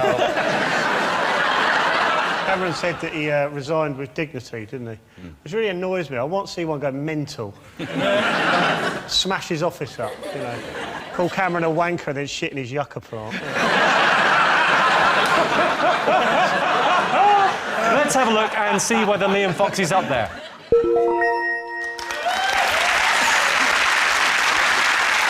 So those were the most talked about stories this week. But in other news, Steps are at the top of the album chart, having announced they're reforming. All they need now is to find a mutually convenient time when all of the bandmates are available. Basically, they've got to choose between tomorrow and every other day in the future. So at the end of that round, Sean, Joe and Vernon have 3 points. John, Rachel and Tim have 2 points. Our next round is Pick of the Polls. John, Rachel, Tim, what do you want to answer a question on? Can we have the lady with the knife and fork? She looks angry about what's about to happen, and I want to find out why. Angry. OK, here is a clip to illustrate your question. My name's Adele. I'm 30 years old. I'm from Bradenton, Florida, and my addiction is eating couch cushions.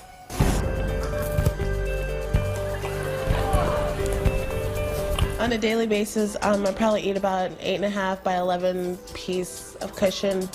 I just take little bite-sized pieces and snack on it all day. Sometimes I'll just go on like a binge where I'll just keep going for like 20, 25 minutes straight of just eating cushion. I love couch cushion, the way it sits in my mouth. It's soft and it's a good taste. The darker cushion, the yellow cushion that tastes better. It just has a stronger flavor. This is the damage that I've done so far.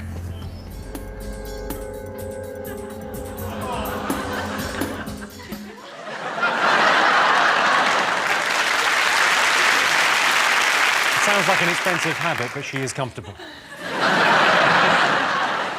She can't flush it away, though, can she? It just floats.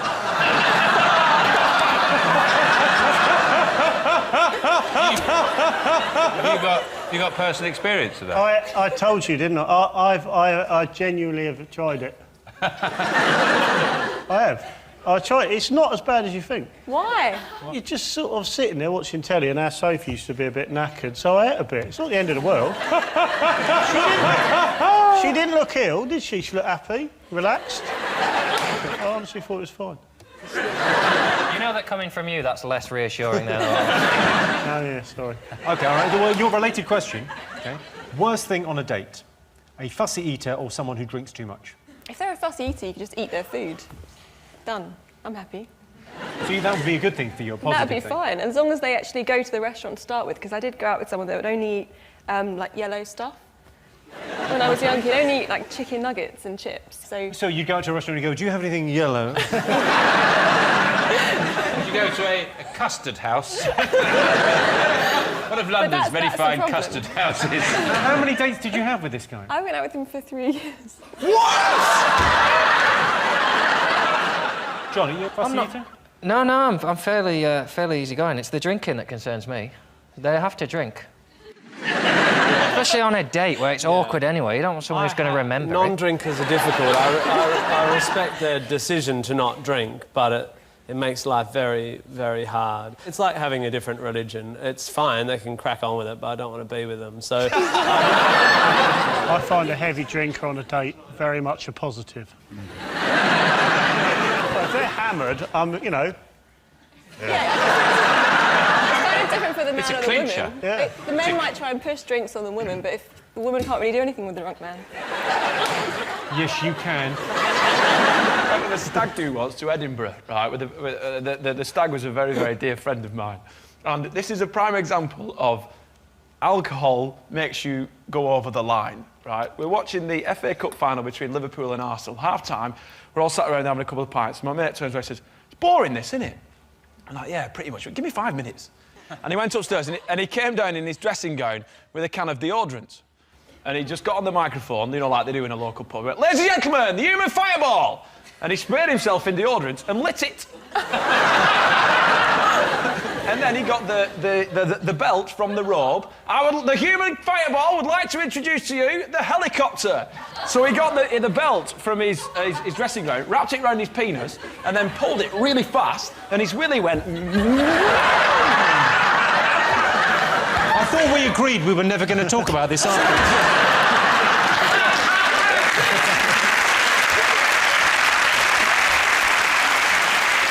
What alcohol does, it brings out the competition element of the male. So what happened next was that another friend said, well, watch this. Everyone give me your coppers. So everyone coppered up. You know, like, you won't know about that because you're posh. So everyone put, like, the pennies in and the 2p's. He put 83 pence in pennies down his foreskin. Yeah. And then he started coughing and they all individually dropped out. Now, that's a party trick. How did he find out he could do that? Because he was drunk, Jimmy! You sure it wasn't Darren Brown's stag do? OK, all right, so what's worse on a date, a fussy eater or someone who drinks too much? We're going to go fussy eater... Booze. Someone who will only eat booze. What are you going for? We're going for someone who drinks too much. OK. Sean, what are you going to go for? Probably heavy drinking is worse. I can tell you, you are right. Yes! 63% of people said someone who drinks too much is worse than a fussy eater. I think a fussy eater is worse. If she won't put that in her mouth, she's not going to like what I've got planned for dessert. Oh, this tastes of coppers.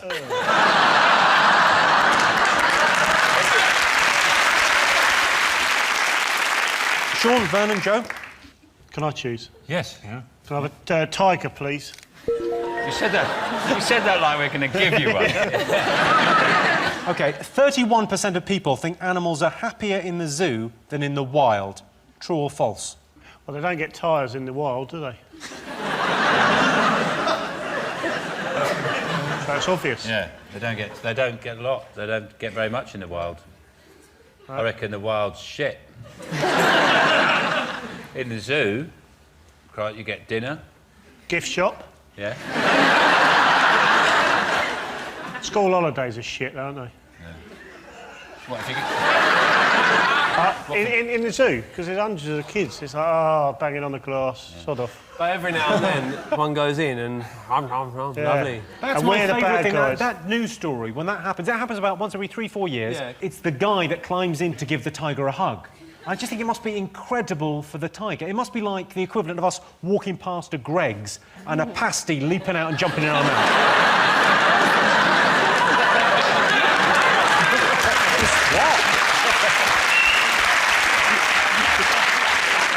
The tiger's there going, oh, what, really? Oh, thanks. I always think that animals, they love being in the zoo. You know when, like, meerkats are out in the savannah? Like that? They're looking out for the zoo van. Come on, we get along in a minute. Take me away. Take me away to the zoo. It's like Pretty Woman for them. Take me away to a better life. Get me out of this hellhole. And they won't kiss on the lips.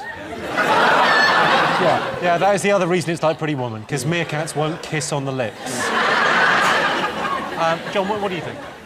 You like zoos? No. What I mean is, an animal in the wild doesn't know that there are tyre swings. So a monkey in the jungle's not thinking, yeah, but there's a few things we're missing. The question isn't, are the animals happy? Do people think they're Animals happy? aren't happy. So Animals people... can't be happy.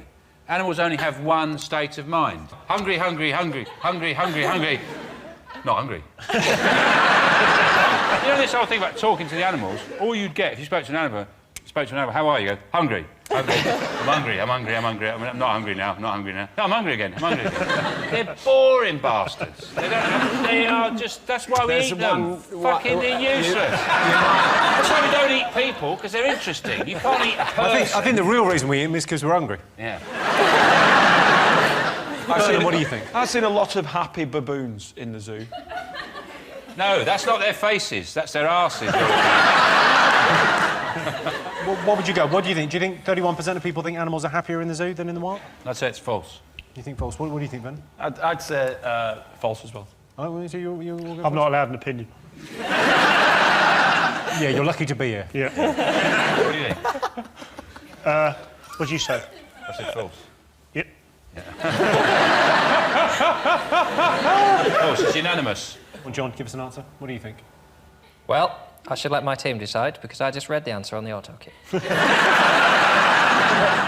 do you think, team? I think 15% of people think it's true. Can we get a bonus point if we know the actual statistic? OK, I'll give you a bonus if you 15% of people think that animals are happier in the zoo. I can tell you that the answer is... It is false. Only 13% of people think animals are happier in the zoo than in the wild. Come on. Pretty good, right? Pretty good. At the zoo, I like to play Who's More Depressed, the divorced dad or the polar bear? So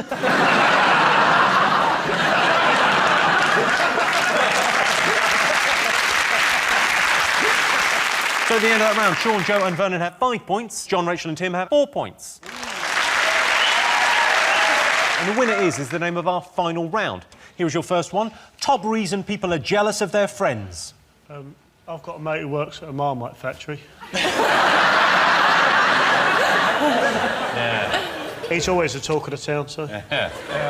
Some people love him, some people... No, we all love him.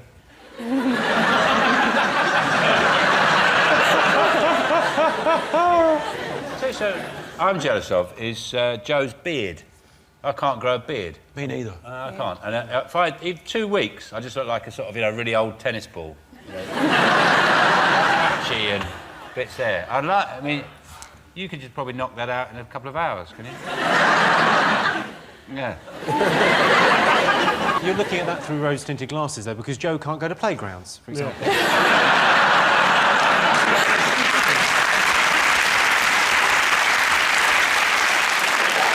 I've got a mate who lives right opposite the station.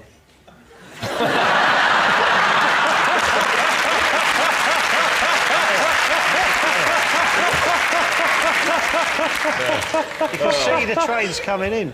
Living the dream. Living the dream.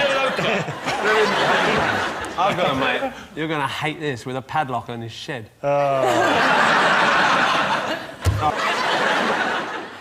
I'm jealous of my friend who can get 82p up his foreskin.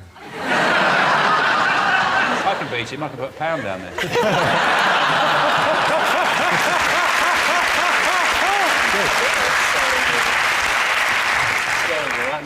Are you jealous of any of your friends? I can't get up in the morning and I'm just a really lazy person. I'm jealous of her for not having to get up in the morning. There you go. Sleep until midday, lovely. We there? Really lazy. I'm jealous of anyone with a foreskin. That was different. That's not you. I'm not out of me. You were, though. You'd be the world's #1 tranny, though, wouldn't you? Yeah, you would be an amazing tranny. Yeah. So you've got to have a dream. See, this is it. I just don't know how to talk to women. I would never think to say that to a lady. You watch it done. With women. You watch it done and you think, oh, yeah. A woman say, you're so beautiful, you'd make an amazing tranny. It's slightly ironic coming from Tim, I think. Yeah. You have slightly the demeanour of the world's worst. Yeah, I just always forget to shave. No, here's the world's worst.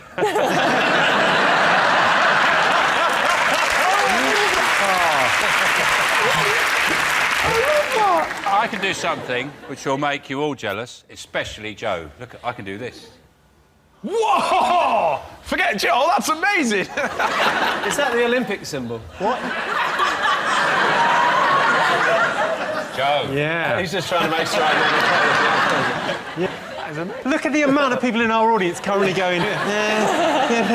Do you start from the little one and work forward? If you've just tuned in, we've gone mental.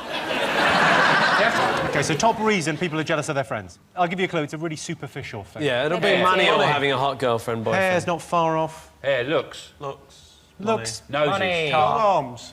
Long arms. Skinnier is the right answer. What? She got the right answer. Skinnier. Yeah, that's... Apparently the top reason people are jealous of their friends is because they're thinner. Victoria Beckham's so thin, she's got to be careful when she has a bath, because if the water's too hot, she could turn into stock.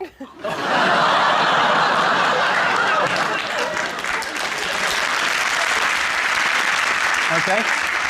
Best thing about going to university? Got to be the drinking.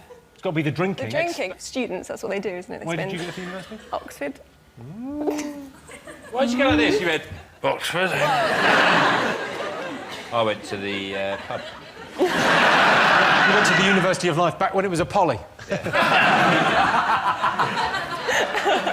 that guy? I'm going to go when I'm a bit older. I think it's a good idea. Yeah, what would you do? What course would you... What would I do? Yeah. Just the history of pants. Where did you go, Joe? I went to Bristol. Not so many people applying next year, I guess. I went to Bristol. Did you finish? What do you mean, did I finish? Did I finish my course? Yeah, you bloody cheeky bastard. What did you do, Joe? Oh, you think halfway through I went, no, I'm going to live on the street. John, best thing about university? Dropping out. You drop out? Dropped out after a year. It was like, I timed it perfectly as well, because I just dropped out when university, everyone started going, oh, degrees don't mean anything anymore. It was like when you leave a party, and they go, oh, what was it like? And they went, oh, shit, after you left. Yes! Just get out. What was the course? Sorry. Spanish and Portuguese. I couldn't understand essays. You write an essay to a lecturer who knows everything you're telling them, and then they tell you how well you've told them what they already know. Yeah, you told me that pretty well, so that's the first. But you already knew all that shit. You don't get rewarded for coming up with your own ideas. But I was inventing new words. Not the point. I did environmental science at college. You went to college? College, not university. No, OK. College. College? College of Higher Education. Right. I got in with a D in geography. What A-level you got? A D in geography? That's basically getting in by knowing where it is. I'll give you a clue. It's to do with freedom. Moving away from home. Oh, yeah. That is the right answer. Good answer. I'll give you that. Apparently, according to the survey, the best thing about going to university is being away from your parents. I remember when I left home, I walked out that door and I didn't look back. That part of my life was over. And as I said goodbye for the last time, I knew I would never, ever return. Except every weekend for the next 3 years so my mum could do my laundry.